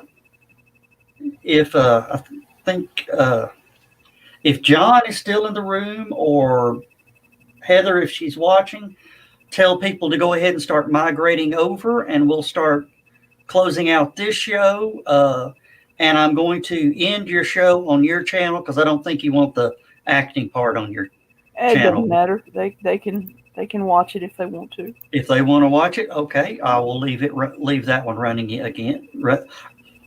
I will leave that running then. That's why I'm not doing any speaking parts in this. Well, I don't promise. I've been working on the accent and I don't have it down. So well, it's a table read, so we'll never know. All right, I'm gonna bring my mic back up over there. Hey guys, if y'all want to start moving over, I'll see you there. Give me a couple minutes here, and I'm going to refill my water bottle and grab me a okay, because it's going to be because we'll start at top of the hour. Okay, about 4 minutes. Okay, all right. Let's run a few commercials real quick and get ready for this. This is going to be interesting. This is something I've been planning for a while. I look forward to it. Y'all need to hang around, stay tuned. This is going to be a table read of a classic 60s science fiction show. Due to copyright rules, we can't really say what the science fiction show is, but you'll get the hint from the start. All right. Let's pay some bills real quick.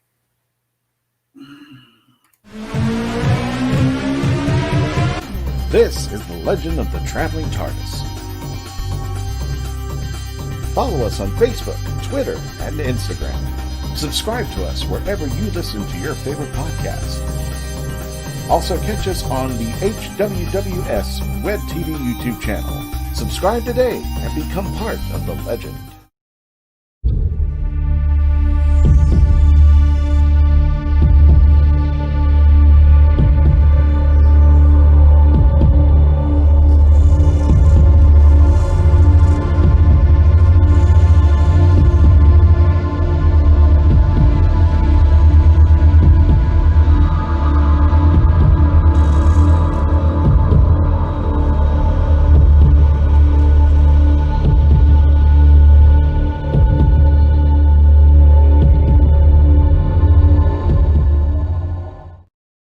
Hey guys, it's Angel with Immortal Impressions doing the virtual thing for HallowCon 2020.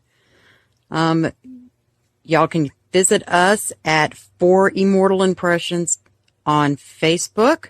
Send us a private message. We can handle all of your ceramic, sewing, 3D printing, masks, costumes, and all the other goodies that we have, and we'll be glad to take care of you. Y'all have a good con and a good year.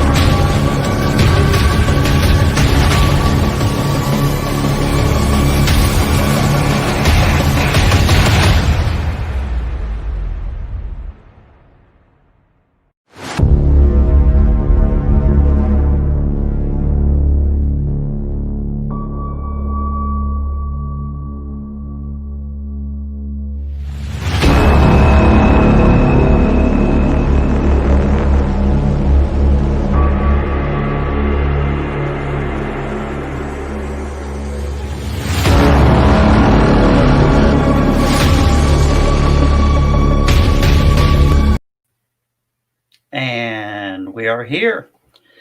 Okay, let me go ahead. We're going to bring in our cast of characters, starting off with the major role is, had the wrong setting set up. We've got author Daniel Allen Butler as playing the role of the Major in a table reading of 5 characters in search of an exit. The next major character is Marcus Ellsworth as the clown.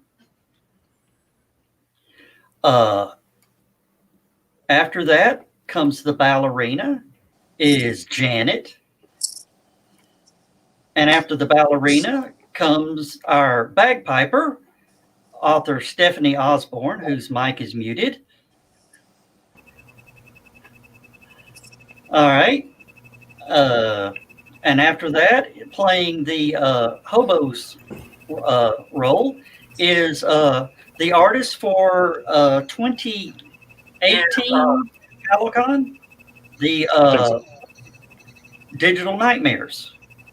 But the best role is the guy that actually was known as the narrator.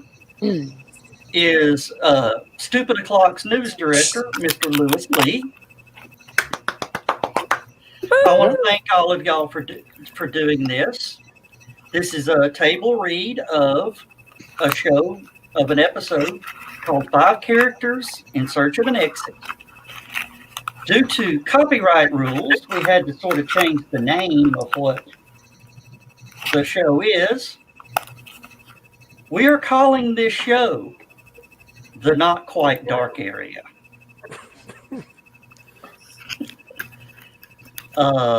And I will be the Foley artist in the background. So we're going to go ahead and get this started. And I don't know if you guys have noticed, there's part of the script that isn't filled because we actually pre-recorded that as a punchline for this. So, is everybody ready? Aye. Ready as I'll ever be. Let's have at it. All right. I'm going to draw.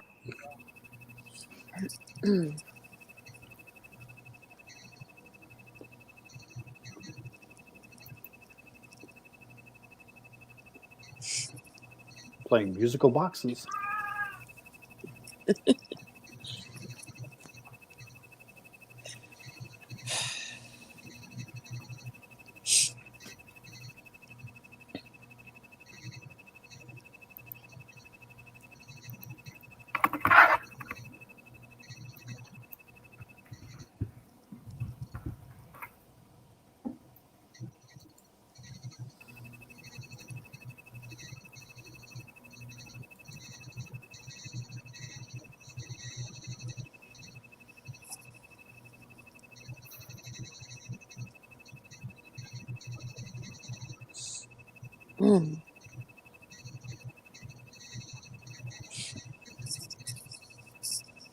Well, it would have helped if I hit the wrong button, as usual.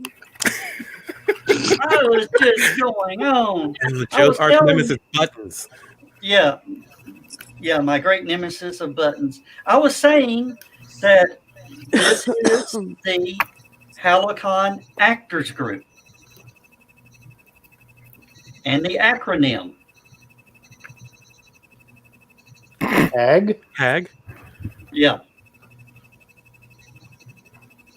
Halloween, Hag.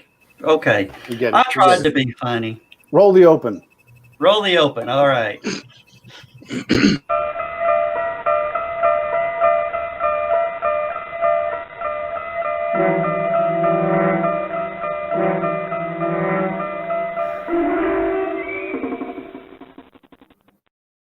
A journey into a wondrous land whose boundaries are that of imagination. Your next stop, the not quite dark area. Oh, the fleet's in! No, it isn't the fleet. Is it? It's the army. The army's in. Hooray for the army! Get the troops out of the sun! Ta-ra-ra boom die! Your orders, Colonel, General, or whatever you are. I'm a major. Aw, don't fret. Advancement comes quickly, even in the peacetime army. Today you're a major, tomorrow you're a brigadier. A major to a brigadier. Well, that's quite a compliment. You really are a generous chap. You're really a generous chap. Problem?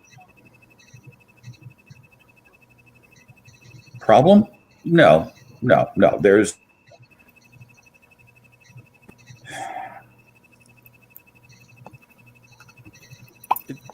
Just that what?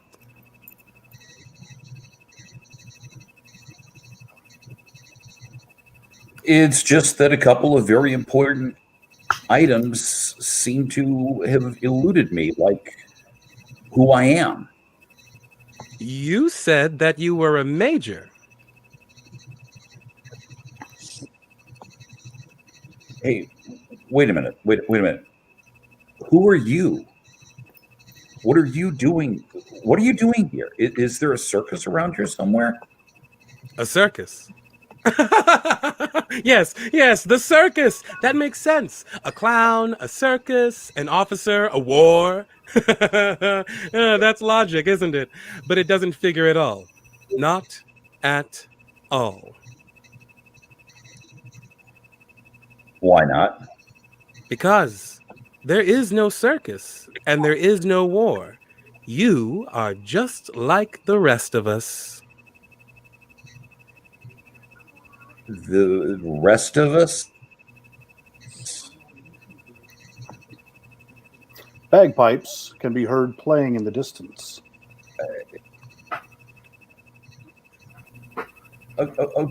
What's going on here? Where are we? What are we? Who are we? Come on, who are we?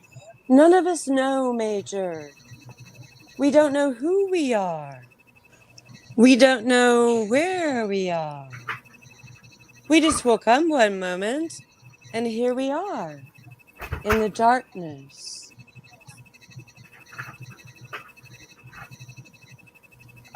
How could that happen? That is the question we ask ourselves. The question with no answer. Major, nameless things, with no memory, no knowledge of what came before, no understanding of what is now, no knowledge of what will be.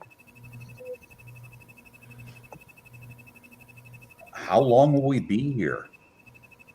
Oh, that is a very good question. That is the best question of all. But nobody knows the answer. Clown, hobo, ballet dancer, bagpiper, and an army major. A collection of question marks. 5 improbable entities stuck together in a pit of darkness. No logic, no reason, no explanation, just a prolonged nightmare in which fear, loneliness, and the unexplainable walk hand in hand through the shadow. In a moment, we'll start collecting clues as to the whys, the whats, and the wheres. We will not end the nightmare. We will only explain it. Because this is HallowCon's not quite dark area. Hey guys, it's Angel with Immortal Impressions doing the virtual thing for HallowCon 2020. Y'all can visit us at 4 Immortal Impressions on Facebook.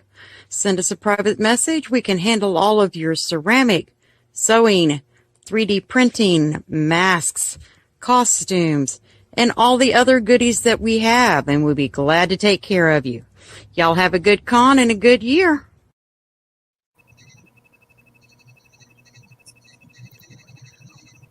Oh, a very active chap. Got to function. Very compulsive worker.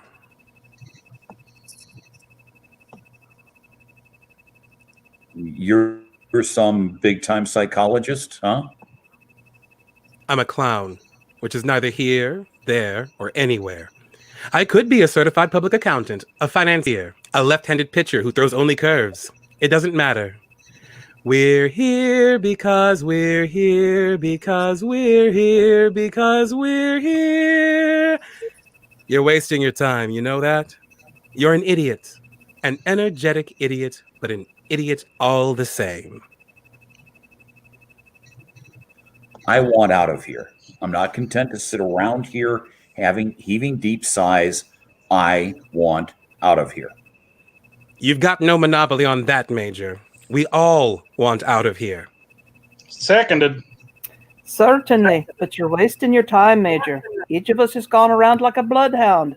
Nose to wall, nose to floor.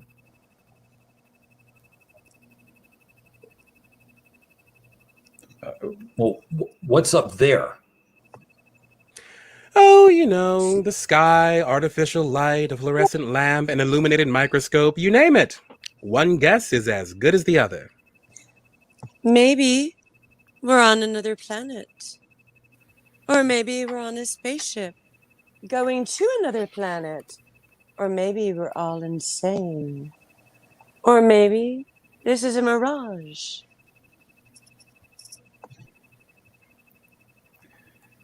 We're dead, and this is limbo. We don't really exist. We're dream figures from somebody else's existence. Or we're each of us having a dream. Everyone is in someone else's dream. You called it, you can have it. That's the one thing we have an abundance of. Possibilities. An infinite number of possibilities.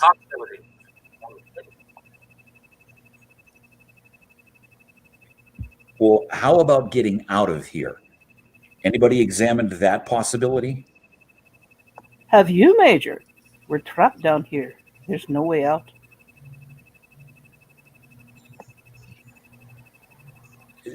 This is a nightmare. It must be a nightmare. It has to be. Is indeed, but whose? Yours, mine, the Scotsman, the ballet dancer? Just whose nightmare is it? Well, someone knows we're here. How so? Well, you've all been here for a while, right? Someone must bring you food, water. Well, doesn't someone bring you food? There's been no food or water. But we'll starve to death. We'll die of thirst. Do you feel hungry, Major? Or thirsty? Or pain, discomfort, fatigue? Do you feel anything? Anything at all, Major? Well, no. No, it's true. I don't feel anything, but it only makes sense that I'm not hungry or thirsty. I'm suffering from shock or the after effects of shock. None of us feel anything. None of us have felt anything since we've been here. And we've been here for an endless time. This is incredible. This is really incredible. Have you tried shouting? Endlessly. Well, have you pounded on the walls? And I mean hard. Have you taken off your shoe and pounded on the walls? Have you done that? Often. Well, have you checked the walls? Maybe there's a lever or a button or something, a control panel. Maybe there's a control button. For a while. For a long while, that's all we did. Hunted, searched, and peered and looked, and then we realized that the whole universe was right here. For our purposes. This is the whole universe. This little room.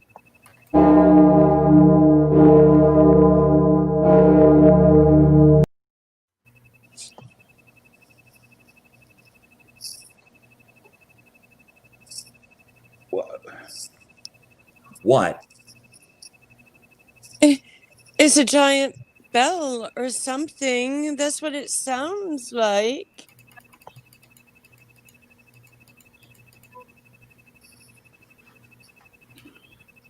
Hey, you hear me? Help us.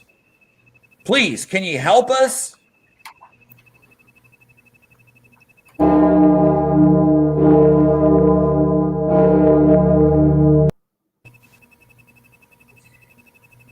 Please, Major, don't be afraid. It's hard in the beginning, But after a while, it gets better. Why don't you dance for us?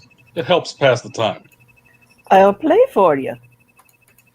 Oh, yes, the Major's never seen you dance.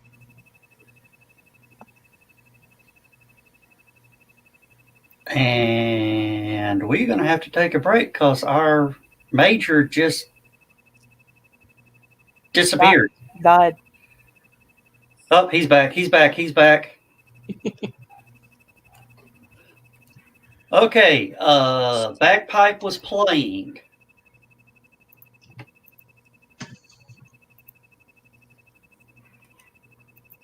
Oh, wonders of internet. Your line, Major. Give him the line before. The so he Major- knows what... Oh, okay. The The Major bagpipe. doesn't want to see you dance. The Major's not interested. Major just wants to get out of here. Through the wall. Have you thought of that? Oh, that's very bright, terribly ingenious, highly imaginative, incredibly inventive. With what? With our hands? With our fingernails? With this.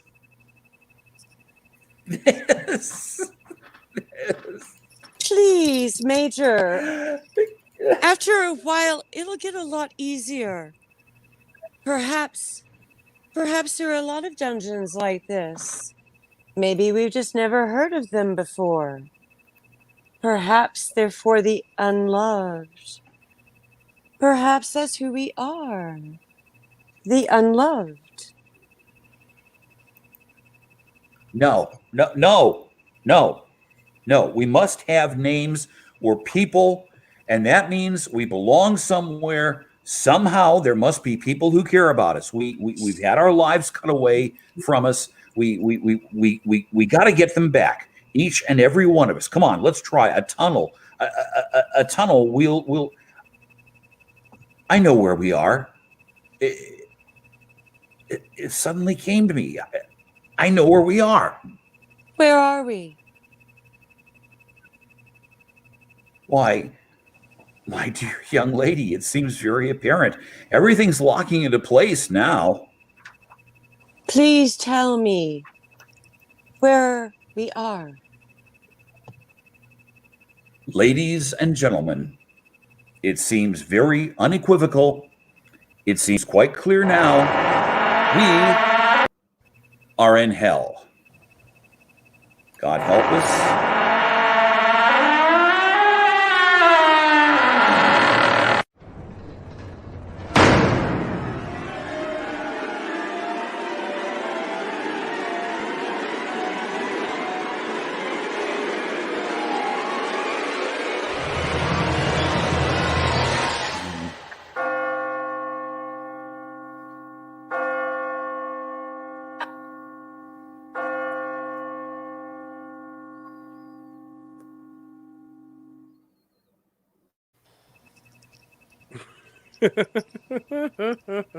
Oh, never say die, that one.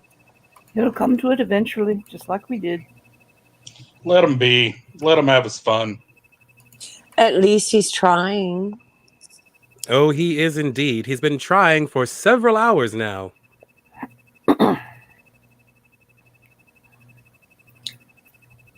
And I think we had an internet glitch. There we go. We're trying several hours now.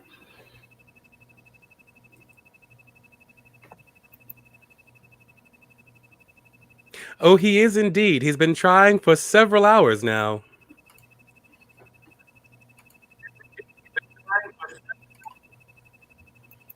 All right. It's smooth, metal. Now, where to climb up? We could have told you that hours ago.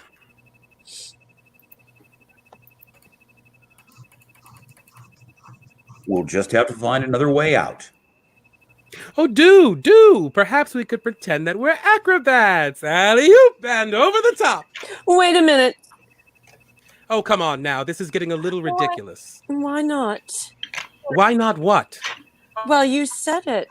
Acrobatics. A figure of speech, my dear, not meant to be taken seriously. I grant you that we have somehow forfeited some of our human dignity, but we are nevertheless governed by human frailty, not the least of which is gravity. Perhaps you know some acrobatics I'm quite unaware of?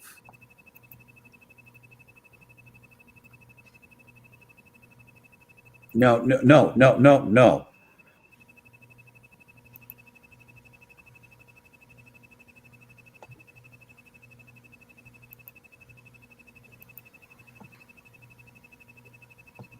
And no. I think she may be onto something.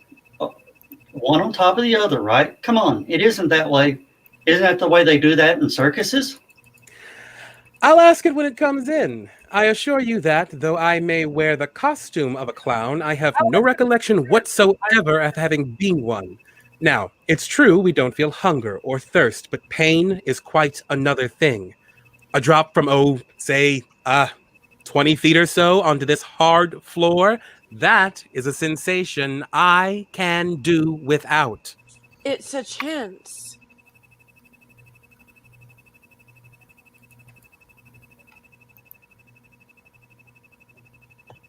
It's a chance. Yes, it is. She's right. It is a chance. Now, come on. This can work. I'll go first, then the clown on my shoulders, and then the hobo, and the bagpiper, and then the ballerina. Now, come on. Help out. We'd never reach it. We could try.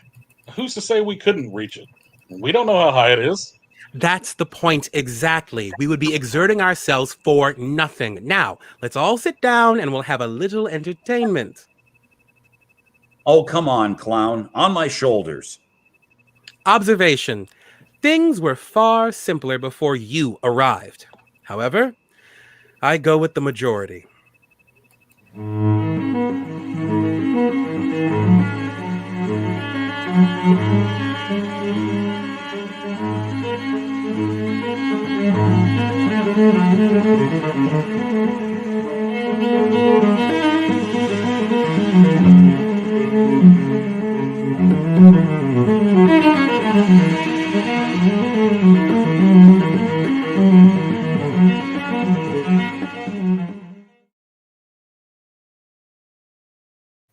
They've all formed a human tower, and the ballerina starts to climb.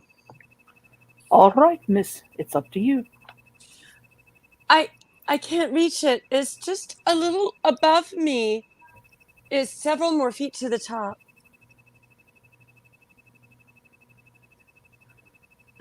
Come on. Take your time. You stretch. Try. You've got to try.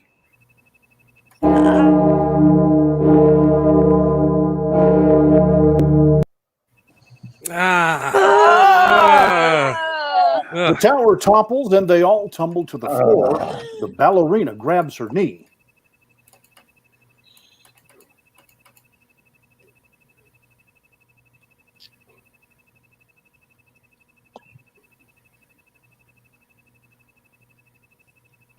How's your leg? I think I strained it, but I will be okay. How much further? How much more would it have taken? I could almost feel it. You were almost there.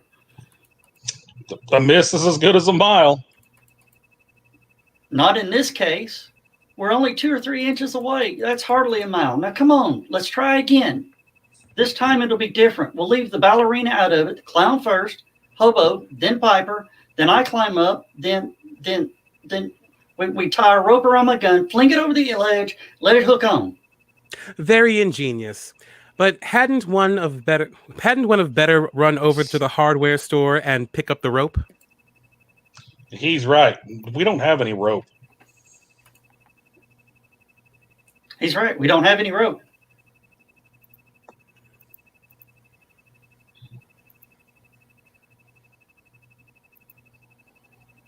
Pieces of your clothing then. Tear pieces of cloth. tear. Come on, there's a chance. Oh, all right. The clown begins to remove a decorative rope from his costume. 6 yards of quality material. Huh. Happy now? Now here, this time we'll make it. Rope around the gun, gun over the edge, it hooks on the ledge, then I'm up, up, up and away. Then what? We'll worry about that when it happens, okay? I promise you, we'll get out of here. Unless one of us gets out, none of us gets out. And that's the logic you can live with. The human tower again starts to reassemble. The major climbs up the clown, then the hobo. Finally, he scales the bagpiper. Slowly, they hand up the gun and rope up to the major. Once in his hand, he tosses it several times to reach the lip of their prison. On the fourth try, it catches, and he begins the climb to the top. He looks out. Well, what's there? What do you see? Major, where are we?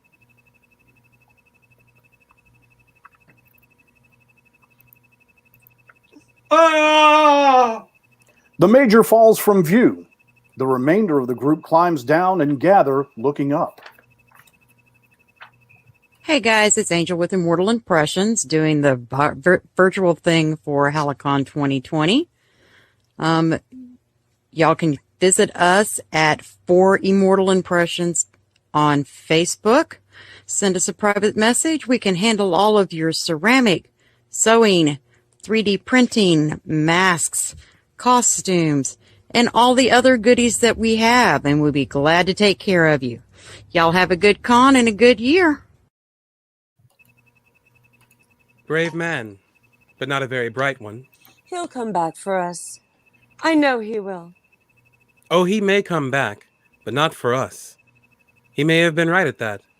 He may have been very right. This may be hell.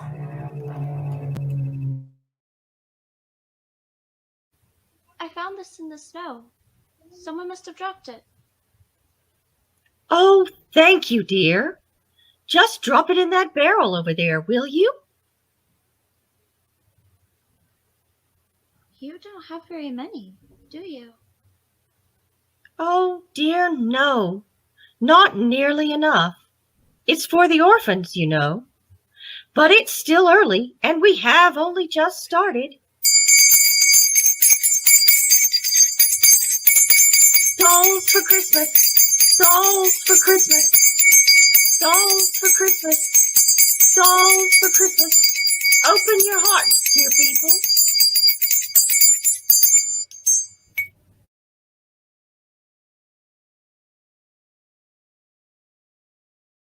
Just a barrel. A dark depository where are kept the counterfeit, make-believe pieces of plastic and cloth wrought in the distorted image of human life. But this added hopeful note. Perhaps they are unloved only the moment. In the arms of children, there can be nothing but love. A clown, a hobo, a bagpiper, a ballerina, and a major.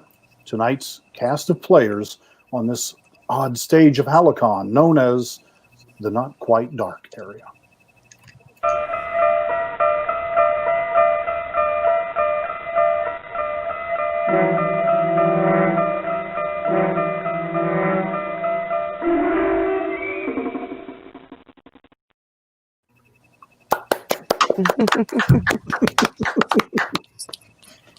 Despite the technical glitches, I think that came off. I hope we entertained. And we knocked it out in under 30 minutes. How about that? Woo! Gotta love that. See, Marcus, I told you it could work as a stage play. I mean, yeah. But seriously, is this hell? No. Yeah. You tell me if it was. HallowCon. Joe, would you tell me if it was? Yeah. Yeah, fair. Thank you, John. Thank you. Uh, And now for a message from our sponsor. No. Those commercials popped up just like YouTube at the crappiest times. Yeah. I was going to give you a chance to do your commercial. Oh no. I am just the French chef today. Yeah. Superfunk says that was cool.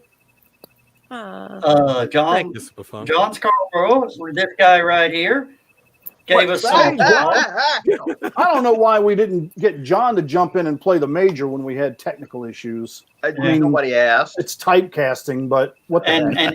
And well, one, he didn't have a script, and I didn't have time to shoot it to him. Maybe we're not unloved after all. And Carlene says Brano. Yeah, Brano. I think that's Bravo, but the Bravo. N and the V are right next to each other. And Carl Witzman says, very good. Thank you, Carl. Thank you. Thanks. And the lady from the ringing the bell saying dolls for Christmas says that was fun. That was her daughter that was also in there. And if you didn't get the name of the orphanage, maybe Stephanie caught the name of the orphanage, the LD Stacy Children's Home. You can pop the graphic back up. It's in your repertoire. Do I have it up? Does he dare? Really? No, it's not there anymore. No, The wrong Donna button broke it. could obliterate us all. Yeah.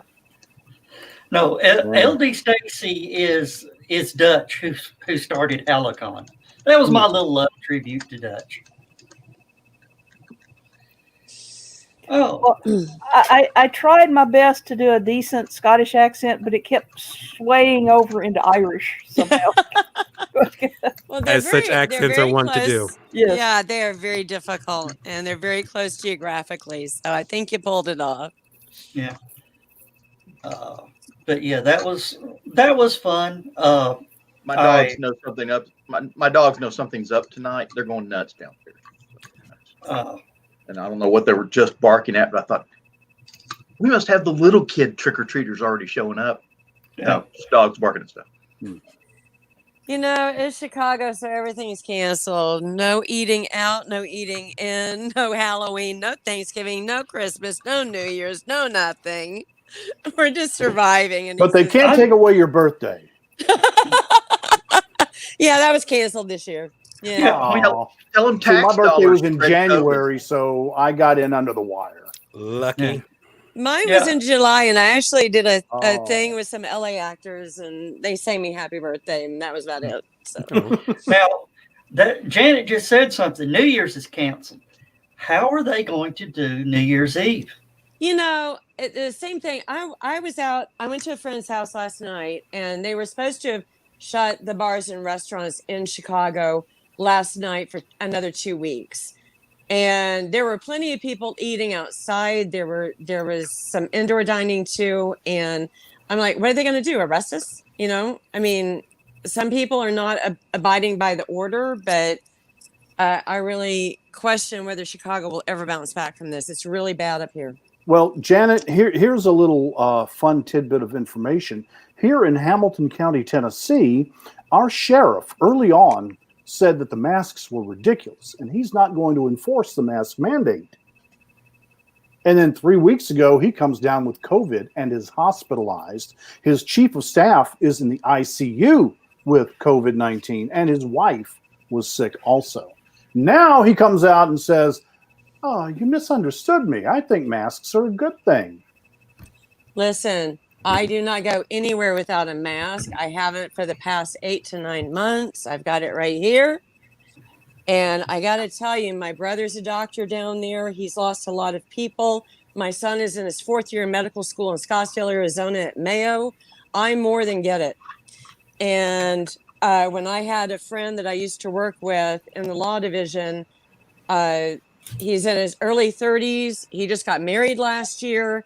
He has no pre-existing conditions. He was on a ventilator for 30 days. And his wife just had a baby. He's one of the few that survived it and came out on the other side. Now in March and April, I had it It was never diagnosed, but I definitely had every single symptom except for shortness of breath and loss of sense of taste or smell. I had it for 2 months. I was at home alone, quarantined, away from anything and everybody for a reason. And I was one of the lucky ones to recover. It was hell. And I could not even get in to see my doctor. I could not go. It was awful. It was awful.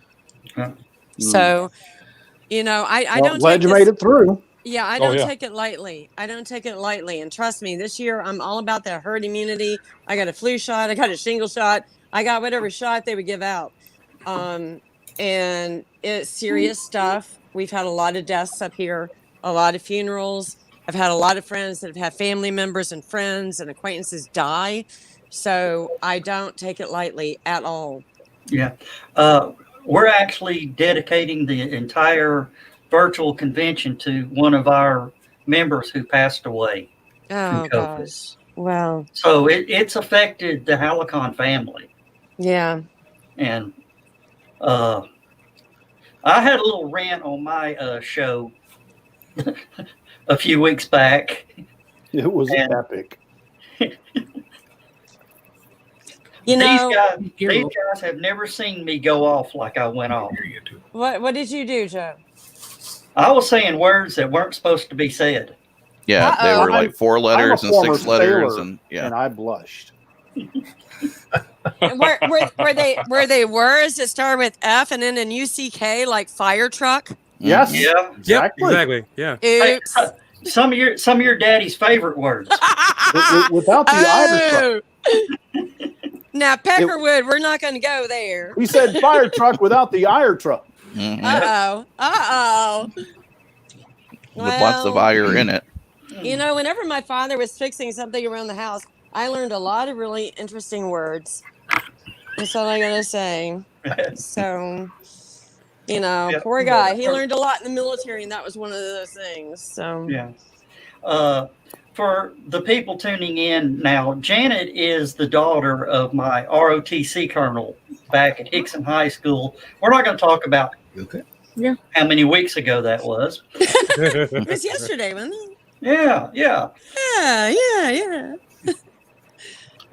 But I loved her daddy to death. I really did. He was a character for sure.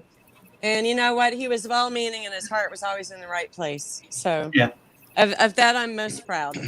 Yeah, but yeah, you had a great daddy, I'll tell you. Thank you. And he was a daddy. He wasn't a father. He was a daddy.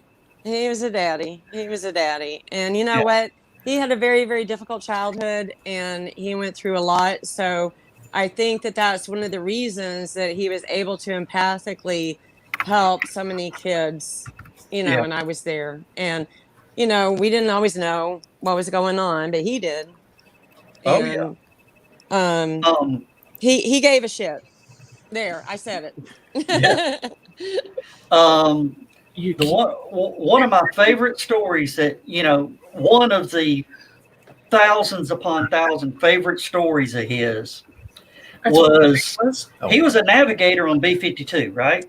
He was B-47s, KC-135s. He was pilot, navigator, and co-pilot T-38s, B-47s, and KC-135s.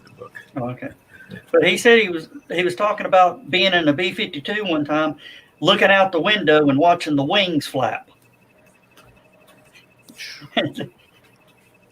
That sounds like Daddy. Yep. He taught me a lot. He would never allow me to solo though. Single engine land because he said it was too expensive. And it wasn't until I had children that I understood what he meant. That is little. So, but we had a lot of fun tootling around, and flying around down there at Saudi Daisy. Oh gosh, now I'm blanking on the airport. Dallas Bay. Dallas Bay. Thank you. Irene used to own it. She doesn't own it anymore. Dallas Bay and Lovell Field, and we used to tootle around. here and there, and sometimes I would get them to go cross country. And I have a lot of fond memories of being out there. And you know that the great thing about Dallas Bay is that if somebody has a plane and it's just sitting there like a J3 Cub or something really cool, they'll usually let you use it just so it can get flown a little bit. So I have some very fond memories of being down there with Daddy and flying Called the around. $100 hamburger. We'll explain to it. So we will explain a little bit about it first. All right. Clown just said he had to bounce. He wants to thank everybody. He had a blast doing it. Oh, he And- was awesome. He was he was awesome. great. He It was was really great. great. Very I really great enjoyed working addition. with him. But yeah, they're commenting over here in the chat area about my rant. I said the big bad word, and Dan says I went off like a tin of old C4. That's Joe about did right. that Donna proud. Say that again, Donna. I didn't. I said you did Aunt Donna proud. Oh yeah. It's like you learned it at my feet how to talk like that. Well, All right. Well, there's about 20 minutes left up in this program, and since it was about that not quite dark area, does anybody have a special episode from that series? I don't know the name of it, but my favorite one was always the one with Burgess Meredith, where all he wanted to do was be left alone so that he could read in peace. And he winds up, after an apocalyptic event, being the last person on Earth. And what's the first thing that happens? Breaks his glasses. oh, So he Time can't enough read at after all. last. Every Time enough geek, at last. every geek on the planet can relate to that. Oh, yeah. Yep. Yeah. There's one that tends to give me the heebie-jeebies whenever I'm on an airplane at night. That's the one with William Shatner and Yeah. the picture on the wing. Gremlin. Yeah. Yeah. I've always wanted to get some window sticker decals of the face of that gremlin. Sneak it on the plane when nobody's looking.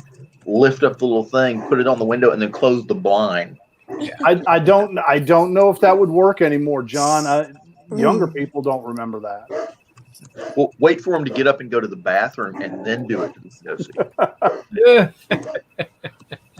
Of course, if I owned a jet airliner, I'd put a little projector, just a little itty bitty one, hide it in the wing, so that every time you look out one of the wing windows, it would project the face on there and then make it disappear.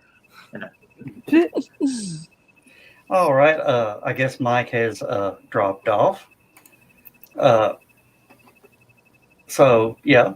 Yeah. But So many good episodes of that show. Yeah. I do want to thank the actors for that. And John, they just didn't find any humor in what I named the group. The HallowCon Actors Group. I thought it was funny. I did too. I just didn't laugh. I was hysterical on the inside. there you go. You see, He was in character. okay. He When was I- in character, and his What I was character would not laugh. When I'm relaxed, I have resting bitch face, unfortunately. And so when you see this, I'm getting a kick out of it, okay? I'll tell you, the look that I got from everybody was this.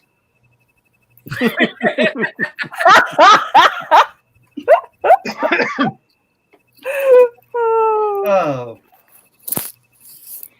By the way, Uh-oh.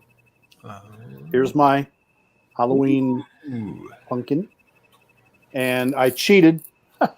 I'm using a chem light. Oh, all right. So Well, I'm wearing. You can't see it, but I'm wearing. It's Can you see the kitty cat wearing a witch hat? Yes. Oh yeah. I have to cover up my face for you to see it. Yeah. Bye.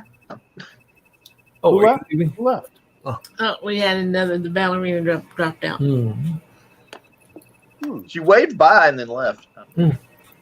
Who was it? Oh, Janet. Okay. I guess the pumpkin scared her. I don't know. Maybe. All right, we have a programming note. The 11 o'clock panel has changed. He's not having good internet connection. So Let me guess, Daniel? Tomorrow? Yeah.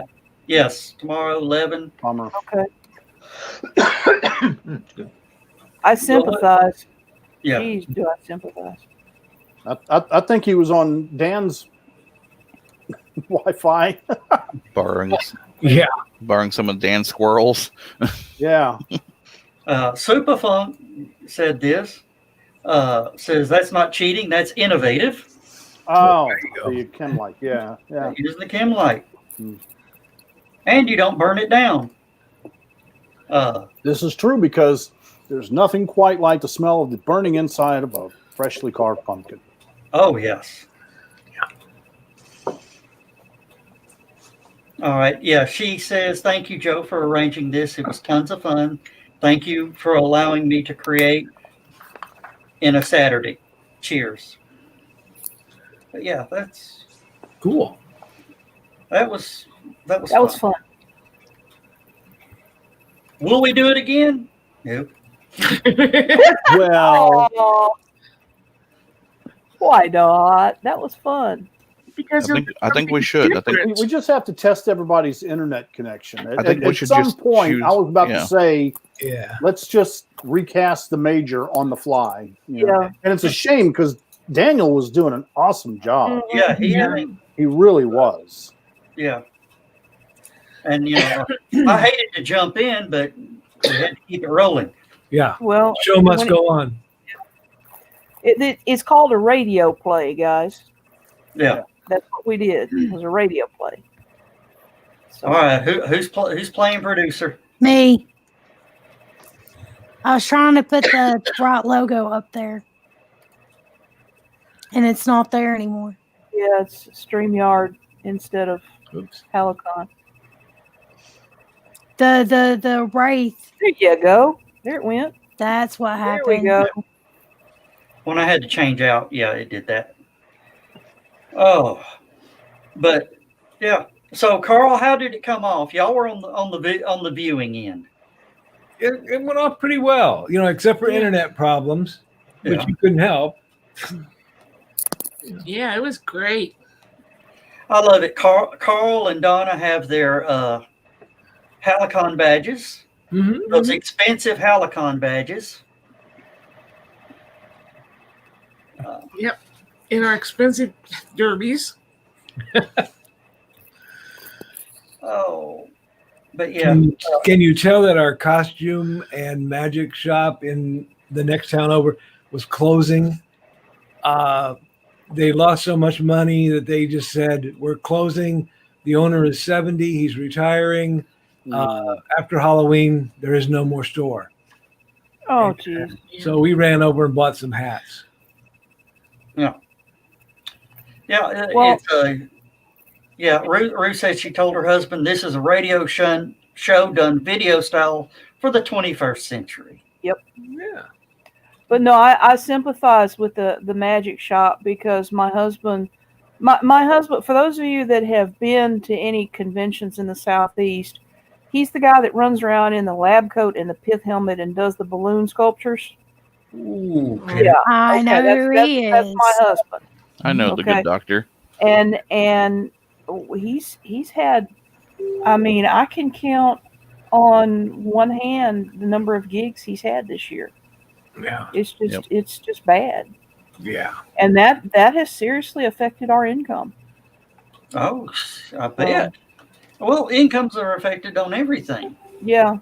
His day job, he works for a defense contractor, so he's considered essential. So at least we have that. But yeah, everything else is just kind of gone to pot. Wow. Yeah. Well, we were due to do our first con to sell our books, of course, in April. But fortunately, with both of us being retired, it hasn't hurt us financially, but we missed out on the fun of seeing our friends and everything. Yeah. Well, I've already, HallowCon wasn't my only show. I did a comic book show, and then I did a cosplay, what I cosplay yard sale. Where people can come pay a little bit for a table, come set up, and I charge people to get in. That went away. Yeah. And those were major fundraisers for HallowCon. Yeah. Well, I mean, when LibertyCon canceled out, I was just that's my big convention of the year. Yeah. And that's where I do my best book sales. So I was just with me not being able to sell books at conventions, I've had the one convention in January, and with me not being able to sell books and him not being able to do magic gigs, we're hurting. Yeah. And Stephanie, we've discovered the one up here in January is going digital. I know. I already heard about that. So that's TupeloCon. If you've heard of TupeloCon, they've canceled. Well, what's happening is everybody that is planning for next year, because everything is still, so much stuff is still closed. The hotels are not doing it, and so with them trying to set up next year's convention now, they got nothing. Yeah. Thank you, Dan. Thank you, Dan. Very good.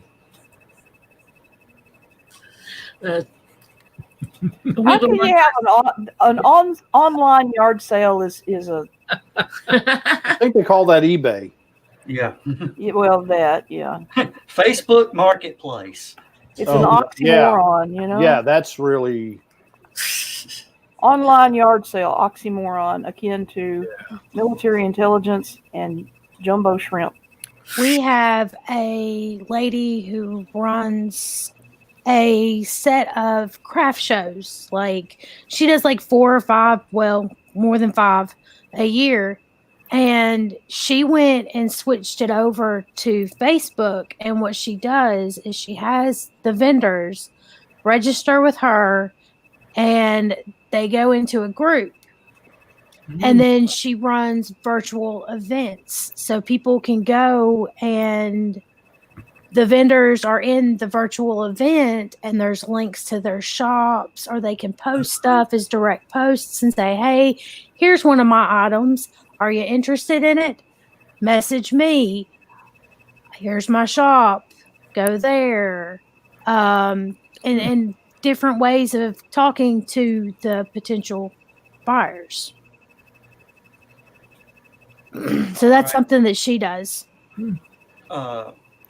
We're getting close to the end of this. I've just realized I've not eaten today.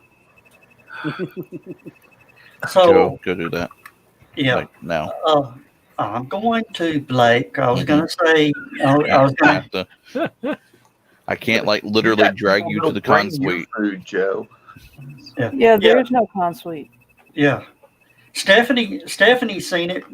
My staff would drag me to the con suite or shove food in my face. Oh my. Road trip. I'm going to Nashville. Pizza in the oven.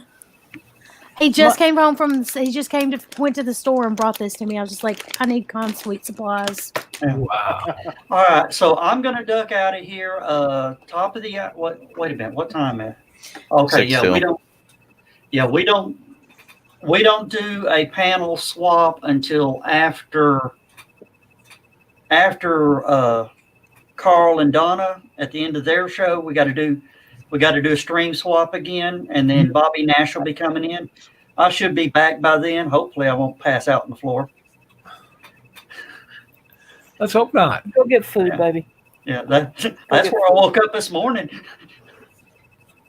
All right. So again, thanks to my actors of the HallowCon Actors Group.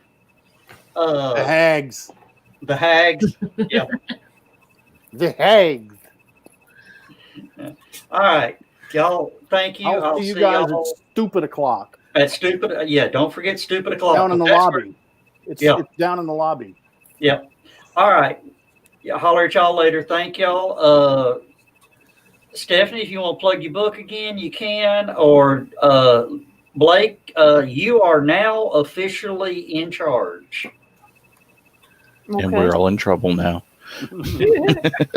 I was wondering if I should be scared. You can find my books at my website www.stephanie-osborne.com, or you can go to Amazon and look up my Amazon author page by searching on Stephanie Osborne. And everything I've got is available in ebook, and most of it is available in print. I'm getting excited about audiobooks. How is that coming along, if anything? I'm having. All right. I understand already. There's a story here, okay? So I've had so many people that have heard me do book readings say, please do your own audiobooks. And I said, okay, because I've got a theatrical background, so I can do that, and I can do the characters, and I know how they're saying what they're saying. Because I wrote it, So I had a friend that was going to help me out by recording it and editing it for me, because I can, but I really don't have mad skills with that, and he does. And then he had like a tumor or an aneurysm or something or other, and he literally had to have cranial surgery, brain surgery, basically. Jeez.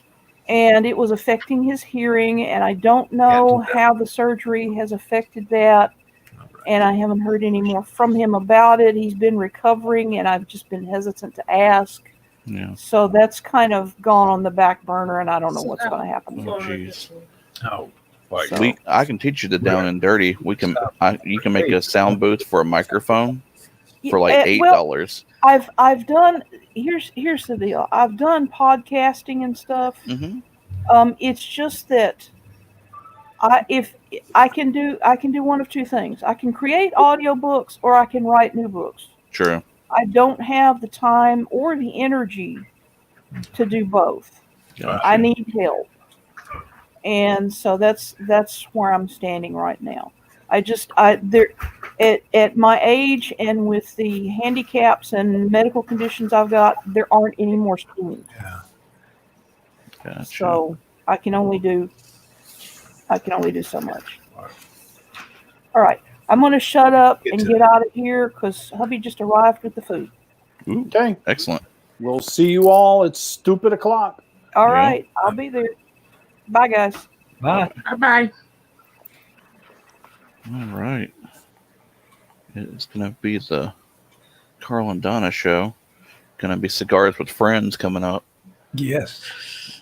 I don't even have my cigars. This is nice. I like this. Is that nice? All You like right. this? Yeah. I don't even get cigars because I don't go to cons anymore. I usually bump into the same couple of people, and they just hand me cigars. So I think I'm all out. Out? Oh my God. Yeah. I think I have like one of those little baby Havanas, and that's it left.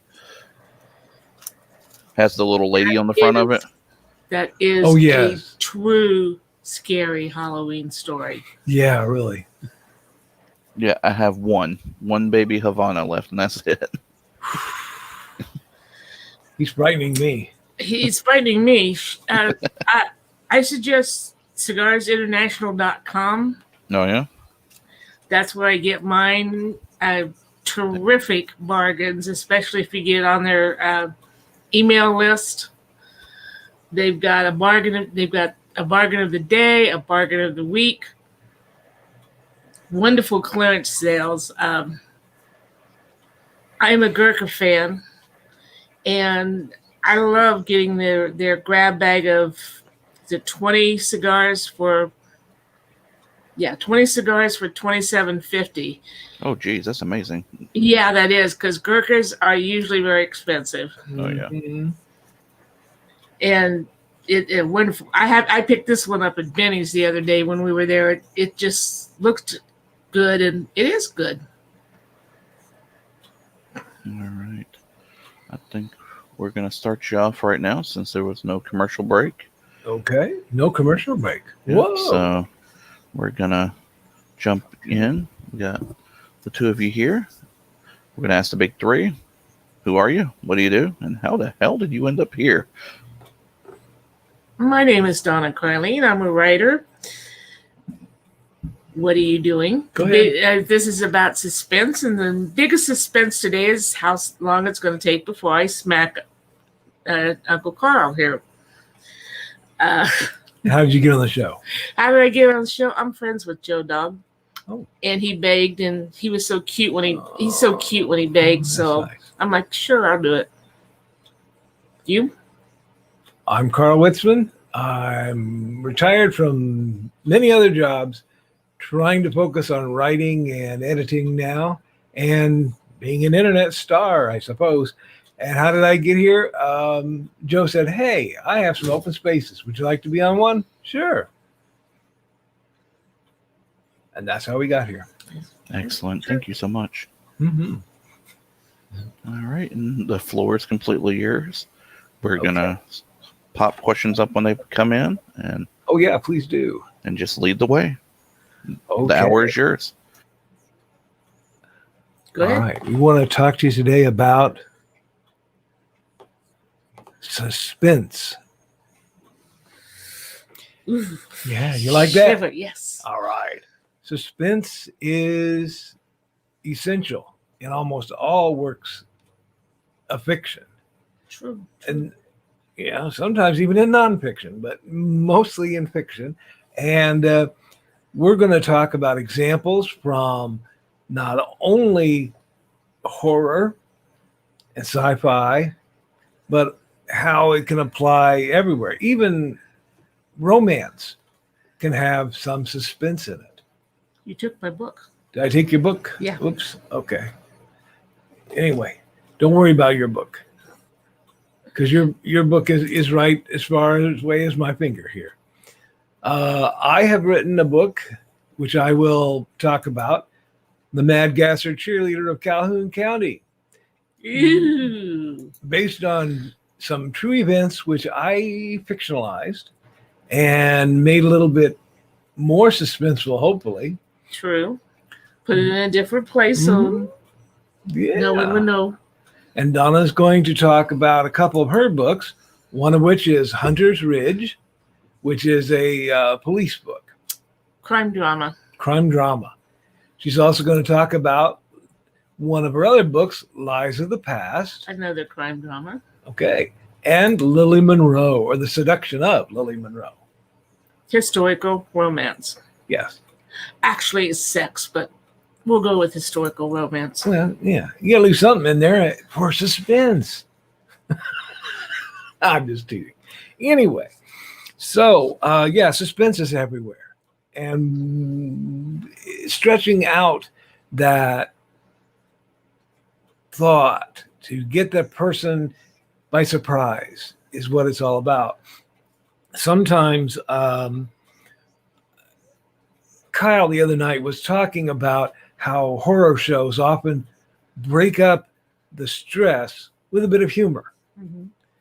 And that is necessary sometimes, because if you had only suspense the whole time, only excitement, it would be like riding on a roller coaster that only had those good bits in it. And by the end of the ride, you'd be dead of a heart attack. Don't you agree? Oh, I'd be dead the first time they hit the top when I'm afraid of heights. Oh, yeah. But, they let you have a lull for a little bit before they take you back up. And writing is the same way. You know, and good writing gives you a little bit of a chance to rest a bit before it takes you back up. So, sometimes comedy is interspersed in there, but I've figured out in the last couple of days that comedy and suspense have a couple things in common. Can you guess what those might be? Timing? Timing is one. Yes. Another can be the misuse or the misdirection from the words. True. Two blondes walk into a bar. You'd think one of them would have seen it. No, they're blonde. Well, that is a misdirection because it's like, oh, they're going to walk into a bar like every other joke, you know. Mm-hmm. But then you say, oh, they walked into a bar, boom, crash, knocked out. Yeah. Suspense can do that to you too. Good suspense. I like my story better. Okay, what's your story? Two blondes walk into a bar. Uh-huh. The brunette ducked. Okay, I like that. It's got a bit of the dramatic and the comedy. And the comedy and a little bit of suspense there. You don't know what's going to happen next. Yeah, that surprise at the end in humor and in suspense is really what can get you, you know? So you don't want to give away all your cards at once. True. You know? Which is why I correct you when you call my stories mysteries, because they're not mysteries because I give it all away. But I use, like you say, a little bit suspense here and there. Mm-hmm. Yeah. Suspenseful moments within the framework. Did you have an example of that you want to talk about today? We could start off with what Carly does. Okay. This is from Hunter's Ridge. This is the very first page. Okay. Carly Simone could feel the tension the minute she walked into the gas station. The single attendant, a young black man, was behind the counter, a white man standing directly in front of him, and another white man standing back beside the sodas in the refrigerated case. "Take your money here, ma'am," the attendant said, "but my friend can wait." Carly gave him a bright smile. "That's okay. I need to pick out some munchies, too." She turned the smile on the other man, taking in his watery blue eyes and the mustache that was so fair it was almost invisible. "Didn't have any breakfast, and I don't want to seem a pig at lunch with my sweet pea." As she turned away, she deftly looked the fair man over, noticing the bulge under his denim jacket. She sashayed down the chips aisle, swaying her hips a little more than she usually did. The guy by the sodas got another smile as she took in his looks. Another fair man, this one with intense blue eyes. Possibly brothers? She started taking inventory of the chips. Out of the corner of her eye, she could see the attendant looking back and forth between her and his friend, nervously. It was obvious she'd walked in on a robbery. Yeah. I like how you didn't say she walked into a robbery. Boom. You stretched it out. You threw in some details. You threw in information about the people. Were they brothers? You know, that is adding up in her head, and it adds up in the reader's head as well. Mm-hmm. And that's important in this kind of writing, isn't it? Yes, and then they find out later why she was able to notice such details. She's a crime writer. Oh, yeah. Yeah. So how many books are in that series that are published? That have been published? So far, 3 of them. Okay. So it's been popular then. It's been popular. Yeah. So you must be doing something right there. After Hunter's Ridge, there was Old Friends and New Enemies, and then one entitled Family. And we all know how suspenseful family stuff can be. Yeah, watch your language. Sorry, Joe. Yeah.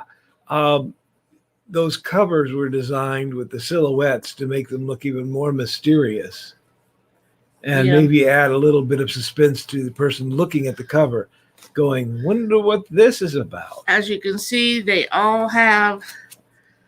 They can't see. Let me raise them up. I'm trying to fix them. Oh, sorry. They all have the same one of the two people cuddling, and then different things from the book, kind of. Yeah. Very good. Well, those are the kind of things, though, that really help out and pull your reader into the story. And that's what I really liked about that first book is you pull them in with this gal that's walking in on the robbery. And then later on, you explain all the things. You don't say, one fine, shiny day, this crime writer who was moving in from Chicago came into the small Alabama. No, you drop people in almost running, and by the end of that chapter, short chapter, but it's a good chapter, they are hooked. Mm-hmm. Yeah, so I like that. If you look at other types of things, Sherlock Holmes had some suspense in it as well, because when it was first published, it might not have all been in a book. Right. It was serialized. Exactly. And I remember when I was a kid, we would get these magazines and there'd be a story in there and it would say, continue next month. Mm-hmm. And you'd have to wait a whole month to get the rest of that story. I mean, well, wow. And they used to do it in the old movie theaters, like The Perils of Pauline.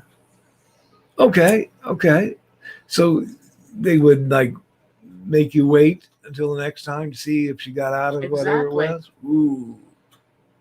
Man. So suspense pulls you in.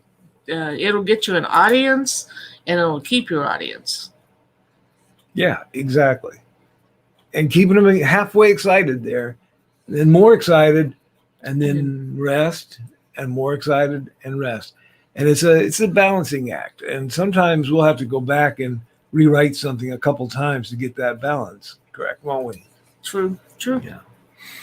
But I'm just thinking about back in the days of Sherlock Holmes coming out in a serial and people having to wait another month to read it, why they were so insistent on, I've got to go down and get my magazine, because they didn't have all the entertainment we have. Exactly. Movies, television, and the interwebs. Mm-hmm. They had. It wasn't all at the tips of their fingers. Right. Exactly. Yeah. So they really had to hunt for their entertainment. Okay, I have a small example from my book again, The Mad Gasser Cheerleader of Calhoun County. This was based on a real event. Down in Mattoon, about the time of World War II, there was a guy who would go in and he was actually pumping gas into people's homes and making them semi-conscious, kind of where they couldn't move and they felt numb. Nobody ever figured out why. He always ran away from the scene. So he never did anything beyond that, did he? No, it was almost like he was testing it to find out if it worked before he did it. I took that information. I took another town, completely fictitious, and I worked that fictional magic on it. And again, taking the cue from Donna here, I wanted to make sure that I started people off. Boom. June 6th, 1985. I'll humiliate them all. Dick Jansen was adamant about that.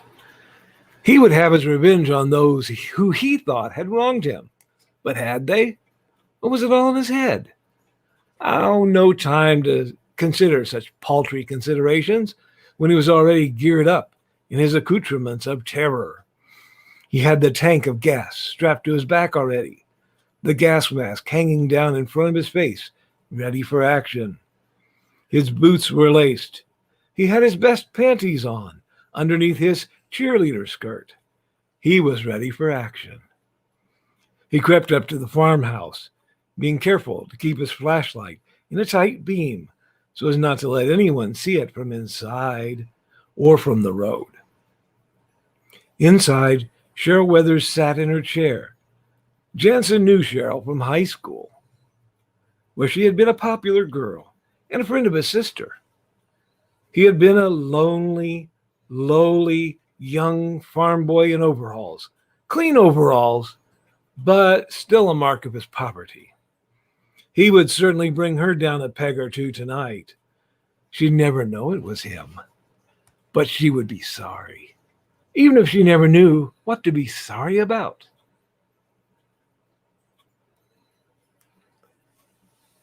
Now, yes, it goes on, but there's no non-consensual sex or anything like that in the book. Okay, so don't anybody get too excited. But yeah, that's how I started that out, thinking that maybe that'll, get everybody excited, blood pumping. Why is this guy carrying gas? Why is he dressed up like a cheerleader? Why is he wearing panties? Exactly. Suspense. There's another part of this book where he goes to another residence and there's a dog. Because I thought in these small towns like this is set in, somebody's going to have a dog. Even if it's not their dog, it's going to be the neighbor's dog or whatever. Knowing the town as he does, he has gone by every day, shaking a box of dog biscuits, and when the dog runs to his car, he gives the dog a dog biscuit. He's done this for weeks. So the night that he decides to attack that house, he starts shaking the dog biscuits in the backyard. And the dog shuts up and takes the dog biscuits, which now have a tranquilizer in them to make him go sleepy. But did I want to explain all of that? Now, my teachers in school would have said, yeah, you got to go chronologically, Carl. That, you've got to explain this and foreshadow what you're doing. No, I didn't want to do that this time. I wanted the suspense. So I told the story of how he was going to break in. And then in the next chapter, I explained all about how he trained the dog. And it makes a big difference in the story. It really does. It really does. Yeah. So, talking about other folks who've used suspense, who do you think of? Besides Poe? Edgar Allan Poe, yeah. True. Yeah, he used suspense. Yeah. Especially like Pit and the Pendulum. Will the pendulum get the guy or will it not? Will somebody stop it in time? That's very suspenseful. Yeah. One of my favorites, the scripts of Alfred Hitchcock. Now, he may not have written original stories of all of his movies, but he had something to do with those scripts. And even the stories that I've read, he made them more suspenseful. There's one, I think it's called The Saboteur. And this guy is supposed to deliver this bomb somewhere. And the car doesn't show up for him or something. So he takes the bomb on the bus with him. Now it's on a timer. He's got the bomb sitting beside him. And along comes a little boy who sits down beside the bomb. And then his mom. And they're in the movie, they're looking back and forth between everybody. But you can feel the suspense as the guy is looking down at the package going, don't go off early. Don't go off early. And wondering and looking at his watch repeatedly. That is suspense. That drags your reader right along. Another one I liked was The 39 Steps. It's not one of his well-known works, but very well done. At one point, the guy has to change clothes. Okay? And you think, yeah, well, that's just to avoid detection because the police are after him. Case of mistaken identity, but still, he's got to be careful. So he's, in fact, he's going to the local police because the other police that are after him are not on the right side of the law. It's very convoluted. Which adds to the suspense. Exactly. He's running across the moors. Somebody shoots at him. He falls down. Is he dead? Or is he just hiding? As it turns out, inside the pocket of the coat that he's borrowed is a hymnal. And the police officer looking at it goes, some of those hymns are mighty hard to get through for me, too. It caught the bullet.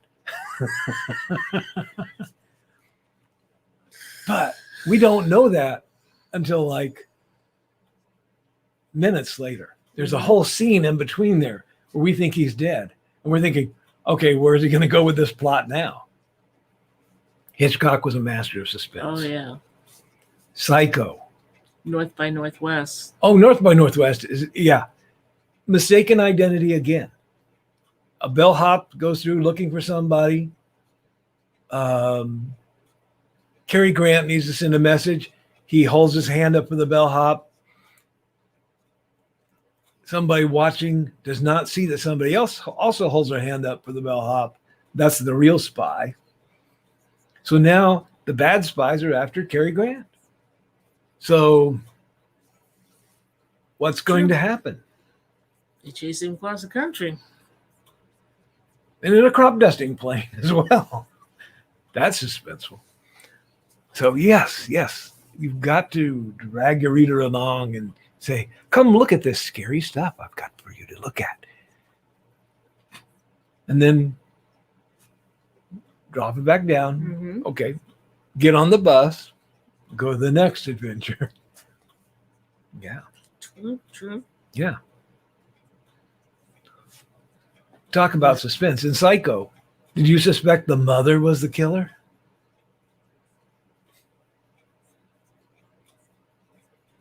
She wasn't. Yeah, in a way she was. Yeah. That's true. I won't spoil it for anybody else. Maybe. Hey, Blake, do we have any questions? I haven't seen any, but nothing quite yet. Not quite yet. I've been in and out of the room, unfortunately, but I haven't noticed anything quite yet. Okay, no problem. If anybody has any questions or you want to talk about writing in general, we're here.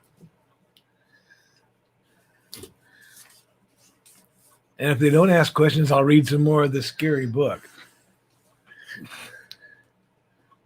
It's not that big a book. It's not that. It is a small book.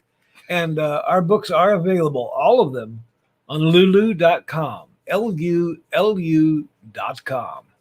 And just do a search for either of our names, and you'll find them. So did you want to do something else, or do you want me to continue reading? Woo. What else do you want me to do? You should have written notes. Oh, I'm sorry. I should have written notes for you. Another friend of ours also writes something which is very interesting. Michaela Jade, this is her newest book that isn't even out yet. But it will be. Her first book was Warrior's Secret, and now she's written Warrior Trust. And it's a historical romance fantasy. Yeah. It's hard to put it in a genre, really. It is, but it's extremely well written. Mm-hmm. And it has suspenseful pieces in it too, doesn't it? Mm-hmm. Yeah. I'd like to find out what happened to that guy they captured and chained up. Suspense. When you're selling a book, you need a little suspense too. That's true. Like on the back of this book, to try to sell it to folks, it says, Dick Jansen is on the search for revenge. He wants to humiliate his victims, but he ends up humiliating the entire town. Can he be stopped?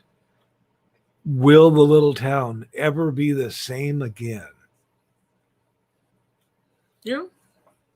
That is suspenseful. Well, thank you. It's like there's some probably ellipses going on in there, and some Oh, I love ellipses.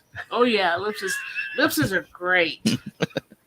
Well, it's like mine says, Carly Simone moves to Alabama to get away from cold Chicago weather and finds her life almost too hot to live when she walks in on a convenience store robbery. She helps prevent the robbery, and the perpetrators swear revenge. Can Captain B.J. Martin of the Hunters Ridge PD protect her? Carly finds out how hot Alabama nights can be. Yeah. Ooh, All I right. see a question. Yep. Okay, yes. One point of view. If you have the first person, that's almost like, I crept down to the basement. I was looking for something strange that I had heard. It was all dark, If it can be, I write from what my teachers called newspaper view. The third person. Third person, yeah. Because it's easier for me, and but I have to remember not to put in things like Carly was happy. I have to write Carly looked happy. And our friend Michaela does all points of view. Yeah, but she's very good at it. You see it from the heroine's point of view, then you see it from the hero's point of view, and I think in a way that kind of adds to the tension in her books. Yeah, because you're seeing both sides, but you're not quite figuring out why this is. And in the third person, you can have a narrator of sorts. Like on this one, this is a narrator. It's someone wrote down the story, so to speak, and is telling you this story. But he's not. He doesn't know everything right away. And it comes in bits and pieces. And this particular book goes back and forth in time, which when I read that in someone else's writing, I hate. But I had to use it in my own. So, but there's also an omniscient narrator who knows everything and knows everything that's going to happen. And will say things like, wait till you find out what happens next. That kind of spoils suspense, I think. If you have a limited narrator, someone who's doing it third person, that works. First person works if it's a shorter work. I mean, I don't think I'd want to write a whole novel in first person. That would be really difficult to do, I think. I think that it all really is. It's your own signature, whether or not you can make first person POV work or not. Yeah, some people do it brilliantly. Mm-hmm. They really do. I'm not one of those people. I can keep it up for a short period, but yeah. But that's a good question. Yeah. So basically, you need your narrator in the same room as your characters. You don't want them floating about. Exactly. Mm-hmm. Yeah. Because if the narrator knows what's coming up and kind of hints at things that come up, that can spoil your suspense. Yeah, it can. Yeah. But can you have a devious narrator at that point then? I've seen one or two stories that kind of foreshadow something that never happens. And you're like, well, why did they mention that? And it's like, well, it took me for a twist, so I'll be okay with that then. Yeah. Mm-hmm. Someone asked in another forum, they said something about, do you have a reliable narrator? Mm-hmm. I knew right then and there that person had worked in a medical field, because that's how we would make notes on things in when I worked in rehab. Is this person a reliable teller of their tale? Yes, I drank for 20 years, but I'm not drinking now. I'm thinking, Now as in today, or now as in the past 10 years? Yep. Exactly. So, how reliable is your narrator? Now isn't it just this minute? Mm-hmm. One of the greatest old-time silent films of horror and suspense, The Cabinet of Dr. Caligari. You can probably get it on, I don't know if you can get it on Netflix. You might have to go to eBay like I did and find a copy of it. It's all silent, but the narrator tells the story. It's brilliant up to the very, very end. And then you find out who the narrator is and you go, oh my God. I won't If- spoil it because that'll spoil the suspense. If you have Tubi TV, it's on Tubi TV for free right now. Oh, And it looks like there's at least one piece. Let's see, 2 versions on YouTube right now. Oh, good. Because I need so the to world watch can that again.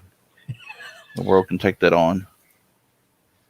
Yeah, But the Cabinet of Dr. Caligari. one thing I do think might note right now that suspense doesn't always mean horror. Right. You don't always have to be frightened to have suspense. Well, that's what I was saying about your romance. I had picked out a piece where you said, "I'm not for this audience. We're not reading that." Oh, but it was Joe said I couldn't use those kind of words. okay. It's a little early in the day, I guess. Yeah. Basically, it's one of those will she or won't she kind of things. Especially considering the time period, and she's an upper class person, so you don't do that. You save yourself for marriage and such. And But he is progressively doing things, and she is progressively allowing him and saying, "You can stop me at any time," and she doesn't. So it's kind of like you get over this little hurdle of suspense. Now, what's he doing now? Oh my gosh, he won't allow now they're that. safe. Yeah, now they're safe as a couple, but for how long? Who's going to come after them? Yeah. And so you give them those little tidbits, like piece by piece. Yes, exactly. It's like those Reese's Pieces candies. You don't eat them all at once. Well, most people don't. Our resident stupid clock out there, Dan Hollyfield, says some people refuse to read first person. I like writing in first person myself. And his books are great in first person. Are they? Okay, great. Yes. Great. Yeah, if a person does it well, Yeah. it's fantastic. Actually, I own an ebook and an audiobook of the same book of his, just for that reason. Okay, I'll have to look into that. Oh, yeah. Abducted is his new one. It's pretty great stuff. Yeah. If you've ever run your motorcycle into a UFO, that's a little bit of what Abducted's about. Whoa. Well, we have a personal library of around 5,000 books, and I can safely say we've got a book of probably every point of view that you could ask for. In just about every genre. Here we go. Miss Susan is always great with her questions. What new projects do you have in the pipeline right now? Ooh, this goes to you. I have something I had never done before, a fantasy book entitled Dragons and Wizards. It's been through all the processes and it's now awaiting cover art, which is almost done, and it should be out in December, right in time for the holidays, for buy a gift for someone. I know, buy a great gift. Yeah. At LU.com, right? Lulu? Yes. All right. We've had a lot of friends who go through KDP or Amazon or some traditional publisher, but we think that the return on investment from Lulu seems to be better. I've never heard of it personally, so I'm actually really intrigued because I have a diesel punk cookbook idea. Oh, that would work over there. Yeah. They allow I can't get to it right now because the cat's asleep right behind me. I have a book I wrote, my serious book, about using a particular piece of software called Audacity. Okay. Which it allows you to edit sound waves and such. Yep. So I'm a firm believer in it. Cool. Podcaster for years. Mine was a few versions back when I wrote the book. But inside it, I was able to include screenshots and put them where I wanted to in the book, which is very important if you're demonstrating some technical thing, or if you're doing cooking and you want to include a picture in there, and Lulu was very good about that. I found a few places where if I had too many things on one page, it would throw it off to the next page, and I had to go back and fix it. But They were very good about that. And Susan said, "Thank you." You're very welcome. For me, I'm not really working on anything right now. Busy really being hard. an editor. I'm working on being an editor, editing some of hers, editing some other folks. Michaela Jade's. Michaela Jade being one of them, yes. Mhm. So You keep him busy because he has creepy stories like the this gasser one, cheerleader. and I'll tell you something. In writing this story, I creeped myself out.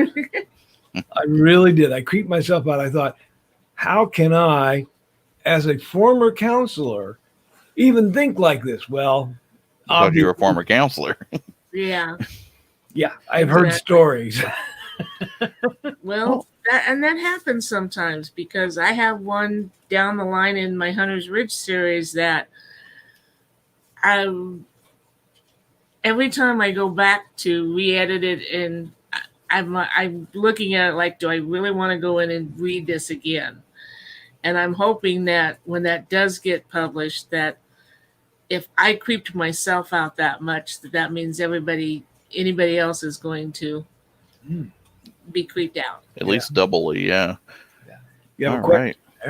Mind Twist 81 asked, do you have a specific topic that you each like to write about? I like my crime drama. I have 2 separate series of crime drama. One is the Hunter's Ridge, and the other, I have 2 books in it. Walls and Lies of the Past, about an ex-cop, female cop, and a ex-SEAL bodyguard. I think is probably the best, and how they get together, how they scare everybody around them because they're so much alike. I like the strong female that can take care of herself.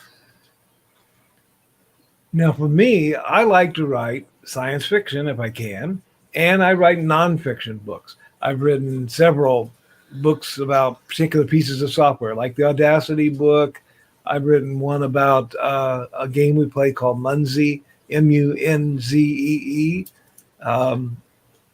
And that's a game where you do a scavenger hunt in real life. And then I've written a book about memory improvement, which was a psychology. And I'm working on another book about psychology and self-improvement, about how to more accept yourself and not be so ruled by what you think other people are thinking. We definitely need that in this day and age right now. Mm-hmm, exactly. And I might work on that. Now, in November, they have what's called NaNoWriMo, which the novel writers... National November Writing Month. Yeah. And it's mostly for novels. And that's what inspired me to write this thing. Because that idea of the Mad Gasser came out, and I thought, I could fictionalize that, use some things I know from counseling, put those in there. And like I say, it kind of scared me a little bit there. I want to jump on the opposite end of Mind Twist. What are some genres that you refuse to write, if any? I will not write fantasy. If it has elves or dragons in it, forget it. Won't touch it. And yet he's editing books about it. But that's something she likes. Horror or mystery, and people go, but you write mystery books, and no, I don't, because you know who did it in my books, because I can't drop a hint for nothing. And horror, that's the same thing to me. That's a mystery, really, when you come right down to it. And I don't seem to be able to get around it. I have written a very short for Crips. Is that it that Meredith's doing? Oh yes. Uh-huh. And I don't know, it's probably going to go over like a lead balloon, but I tried it. Nope, not going to go back to it. Wow. Do you have any influences, may it be past or present, for your suspense writing skills? Ooh, good one. Yeah, did you look back on something and be like, man, this author really hit it there. Maybe I can improve on it or change it to my benefit? I don't know about improving a benefit from it, but I have all of Robert B. Parker's books. Mary Stewart was medieval Gothic suspense. Phyllis Whitney, Agatha Christie, of course. Oh man, so many. I've got about seven or eight authors in that same genre that I read from the time I was like 7, 8 years old that I found my first book of them. And now I've got all their books and their collections. I'm like, yeah, I can do that. Not like they do it, but in my own they way. Influenced you in some way. Yeah. For me, Edgar Allan Poe was an influence, especially in putting out the suspense. And like I say, the scripts of Hitchcock, I've watched a lot of Hitchcock movies. Of course, the Holmes series. The what? Holmes. Oh, yeah, Sherlock Holmes, Arthur Conan Doyle. Yes. Also, for some strange reason, Kurt Vonnegut. Okay. Because in Slaughterhouse-Five, which I've read part of the book, didn't make a whole lot of sense. Saw the movie, didn't make a whole lot of sense, but it jumps back and forth in time. And for this book here, I needed that kind of influence. A release of continuity. Yeah. Because many times my Mad Gasser cheerleader will do something, and then the reason why he did it is explained in the next chapter. How about the opposite of that question? What? What author? Oh my gosh! Didn't inspire you? Know what I'm going to say? Who you want to run screaming from anytime you pick up their book? Hemingway. I hate Hemingway. I find him boring. And anybody who says, "Oh, write the great American novel like Hemingway," I want to feed them Hemingway books. So, yes. A high fiber diet. Yes, but he did have a lovely compound down in Key West with all his six-toed cats. Six-toed? Five-toed? Six-toed. Six-toed cats. At least 6, yeah. The polydactyls, yeah. Right now, there's like 20 or so running around on the property. Oh, very good. Yep. Let's see. For me, I don't know of any authors that I particularly dislike. There were many that I had to read in school that I thought, I'm never reading these guys again. Maybe Anton Chekhov, who wrote a lot of things where people had more than one name. Oh yeah, Chekhov was a very interesting character. Well, in Russia, people often have more than one name.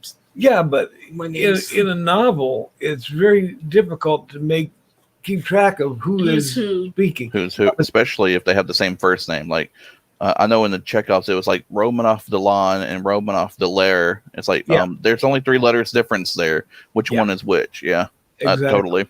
Yep. So as far as reading those, I don't particularly care for them. Now, if I saw them performed, I would feel differently, but maybe. But reading them is very confusing. So that would be my answer. All right. Yeah. Favorite suspenseful thing that isn't in writing? Do you do roller coasters? Do you do theme parks or drive on the wrong side of the road or anything fun? Do not even think of trying to get me on any ride that is above 4 foot. I have a tremendous fear of heights, which I discovered at the top of the Sears building in Chicago. which was so much fun. Yeah. Yeah, and Susan said same problem with Tolstoy. Yeah, definitely. Yes, exactly. Tolstoy was the same way, and maybe it was for a different audience, and a lot of the historical things that people have written were for a different audience. They weren't for people now, so it really makes it hard, to judge by that. And I think most of the things you write are like in the here and now. And most of the things I write are in the here and now or in the far-flung future where I can make up a lot of stuff. The cheerleader book was a little more difficult because it was set in the 70s and 80s. And I had to think to myself, okay, they don't have a cell phone. They may or may not have had a fax machine at one time. How was their chemical testing? Could they test the gas? Could they not? And I had to do a lot of research into what the police procedures would be at that time. Exactly, yeah. Because they didn't have CSI back then. Now I would imagine research is definitely a huge part of suspenseful writing. Making sure that you get it right enough that there is a little bit of, stretching of your belief structure and your, the disbelief in the same time. But true enough to the fact that someone's not going to be like, well, you shouldn't use the B12 shot to, do this. You should have used this other thing. Yeah. Yeah. So in one of the movies we saw last night, one of the B movies that Joe was running, I think it was The Leech People. The guy shoots once with his shotgun, and then he shoots twice again, and then he has to reload. And I'm thinking, most shotguns I know only have 2 barrels. Oh. The one he had, and I thought, continuity error there. Not like I shouldn't. I'm suspending belief to believe that there's giant leeches that are sucking on people and killing them, but I can't believe that the guy shot 3 times with that gun. It's like now you have a triple barrel shotgun. Yeah. So it's funny what will catch some people up. And we have a friend who looks for things like that. She looks for Romans wearing watches in movies or people that don't have the right period belt on in a particular English drama from 1275 or something. We're like, oh my God, just give it a rest, girl. But she really gets into those things. And she gets into those in writing as well. If she reads a book and she's like, oh, that was not historically accurate. Oh, I bet she was really on it, that episode of Game of Thrones with the Starbucks cup. Fortunately, we haven't spoken to her since that. So. Probably, though. Yeah, probably. Yeah, no venti, mocha, anything back then. Or further in then, because it's kind of weird. They, it could be the future for all we know. The way we're going right now, who knows? Yeah, that could be our future. And no, maybe, if you could write that in that, there was a guy called Starbuck and he made this. Oh man, Starbuck with Starbucks. Yeah. He started it up way back then. Yeah. But you've got to write that in and make that part of your. So we know what you're doing now. We're going to add that to your mythos for your fantasy books. Exactly. So. Exactly. And it's spelled real funny in the beginning too, like STKARRBAKK or something. I like it. Just something fun. But let's see, if you had any advice to give to budding authors and playwrights and such, and technical manual writers in your case, sir, what advice do you give them right off the bat? Okay, right off the bat. If somebody comes up to you and they say, oh, you got a manuscript, we'd love to publish it, give us $500, and we'll walk away from that. Walk away clean, yeah. We've seen so many people get ripped off by those kind of people, and definitely not. We had a friend in our local writers group who had her book published by Vanity Publishing, and she was our friend, so we bought the book. Read the book, and it was all out. It was out of order. Yeah, totally, the chapters were all mixed together, and it would have been some really interesting. It was not only about her family, but her husband started a factory here in town that was aerosol. They did the aerosol cans, and it was about how they went to different countries and they're they're getting their product there, and it should have been a very interesting read, but because they screwed up the timeline, it was like, well, wait a minute, they could have done that because they needed to do this first, but somebody at that vanity press had dropped the pages, put them back where they thought they belonged, and just they don't care and pushed it right out the door. That's very sad. So but that's one piece of advice. The second piece of advice is actually write something down. We have had so many people come up to either one of us and say, oh, I'm thinking about becoming a writer, or I'd like to be a writer, or I've got a story. And we say, what have you written? Yeah. Nothing. Oh, okay. Yeah, you're not a writer. You want to be at that point. To be a writer, you have to write something down. And once you get it down on paper or in electronic format, you are a writer. The next step is to become an author and be published. But, one step at a time. Get it down first. Yeah, and one of the things we did go through. A question. No, go ahead. Feel free to jump in. We still have like 8 minutes. Okay, one of the things that we did go through with our beginning writers in our writing group was I want to be a writer. And I'm like, you are a writer. You've written something down. What you want to become now is a published writer. But you have to get in your mind, I am a writer. And I think that is as important as actually doing it. All right, Miss Susan steps into the realm once again. Do you ever test, unquote, a suspenseful passage with another reader to see if it has the intended effect? Exactly. Yeah. That's one of the benefits of living with another writer. And it doesn't have to be like, here, read this. What do you think? Sometimes we'll test things out verbally, like, hey, I was thinking about this. And, at dinner, we'll rattle something off. And the other person will go, yeah, but it'd be better if they did it this way. Oh, that's good. I'll write that down and make a note. So you can help each other if you have a reader who will help. And it is helpful to have somebody who is another writer or who has read a lot of books who will know the difference, because your family will say, oh, that's nice, sweetie. That is a great novel you wrote. Yeah. And I come from a family of non-readers, many of whom are proud to be non-readers. That's sad. So, yeah. It's like, oh, that's nice, Donna. Yeah. Speaking of suspense, we met with another writer friend of ours one time, and the three of us are going through this grand hotel in Grand Rapids, Michigan. And there's this balcony. Oh, no, we were on the second floor, and you could look down and see the first floor. First floor with the fountain. Yeah. And this beautiful statue. Yeah. And it had a fence around the fountain with these nice little spikes. And the statue was holding a lance. And my friend was also a crime drama writer. And we're up there going, do you think you could fall and land on that? Or would you have to be pushed? And how hard would you push somebody?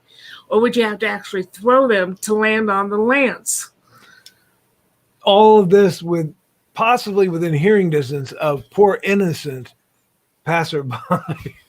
I walked far away from those two gals, but I didn't want to be tested on. But Susan, they would test each other back and forth. Hey, how does this sound? He was pushed and fell 7 feet onto the spike. No. No. He distanced himself quite a bit from us.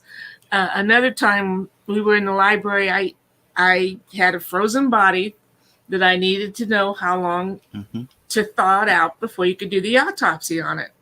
And I'm looking in books, and he comes up and he says, did you find anything? And I'm like, no, I don't know how long the body's going to have to defrost before I can cut into it. And I hear this scuttle at the end of the table, is this Oriental couple who overheard us, and they're moving very quickly to get away from me. Yeah.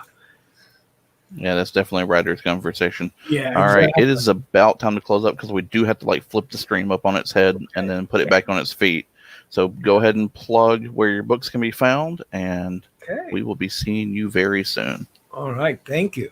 We are both available on lulu.com, LULU.com. And if you just search for Carl Witzman or Donna Carlene, you'll find us, or any of the titles, if you remember some of the titles we mentioned. And I do believe The Seduction of Lily Monroe is on Amazon now. Isn't it? It's either on Amazon or I think you can get it at Barnes & Noble too. Really? Yeah. How about Cool. that? Very nice. You're moving up. Yeah, it was hard to find on Lulu because it's rated X on Lulu for some reason. I wonder why. All right. Thank you two so very much. Thank you. Thank you. Thanks for stepping in and helping us with the questions. Pleasure to be here. Oh, yeah. And so Joe Dog's going to lead us out in just one moment, and we will be seeing you both very, very soon. I want to thank... I'm going to thank Donna first because that's the way you should. You should always treat the lady first. That's right. Who says I'm a lady? Well, you can fake it long enough. And thank you, Carl. Thank you for helping HallowCon. No problem. We can't. Always here for you, Joe. Yeah, it's been a great time. Blake, Bobby's over in the green room. If you want to go ahead and escort him over. And I want to thank you guys. It has been a fight all weekend. I'm telling you. I don't know. Do y'all see the counter of how long we've been on the air? Is that 1 day, 3 hours, 56 minutes? Yes. Wow. Nice. And we've still got another 13, 14 hours to go. You can do it, Joe. I got confidence in you. Yeah. Now, if you were doing this in person, you'd be running around from room to room trying to find a projector or... Oh, we know all about that. And we'll be picking him up off the floor at least once. No, you don't understand. After we take the picture. I found him in the floor. He had fallen, and he was still swiping someone's credit card at the door. God. That is my Joe Dog that I love so much. Yeah. All right. So we're going to swap out. I see Bobby's already backstage ready to run out. But, Bobby, we got to do a stream swap. So it's going to be just an extra minute or two in the process. Yeah, thank y'all. I'm sorry, advertisers. We ran a little long, so we're going to miss the commercial breaks. And we're going to go ahead and I got to find my coffee mugs. Where's my coffee mugs? All right. We'll be back in just a few minutes. Okay.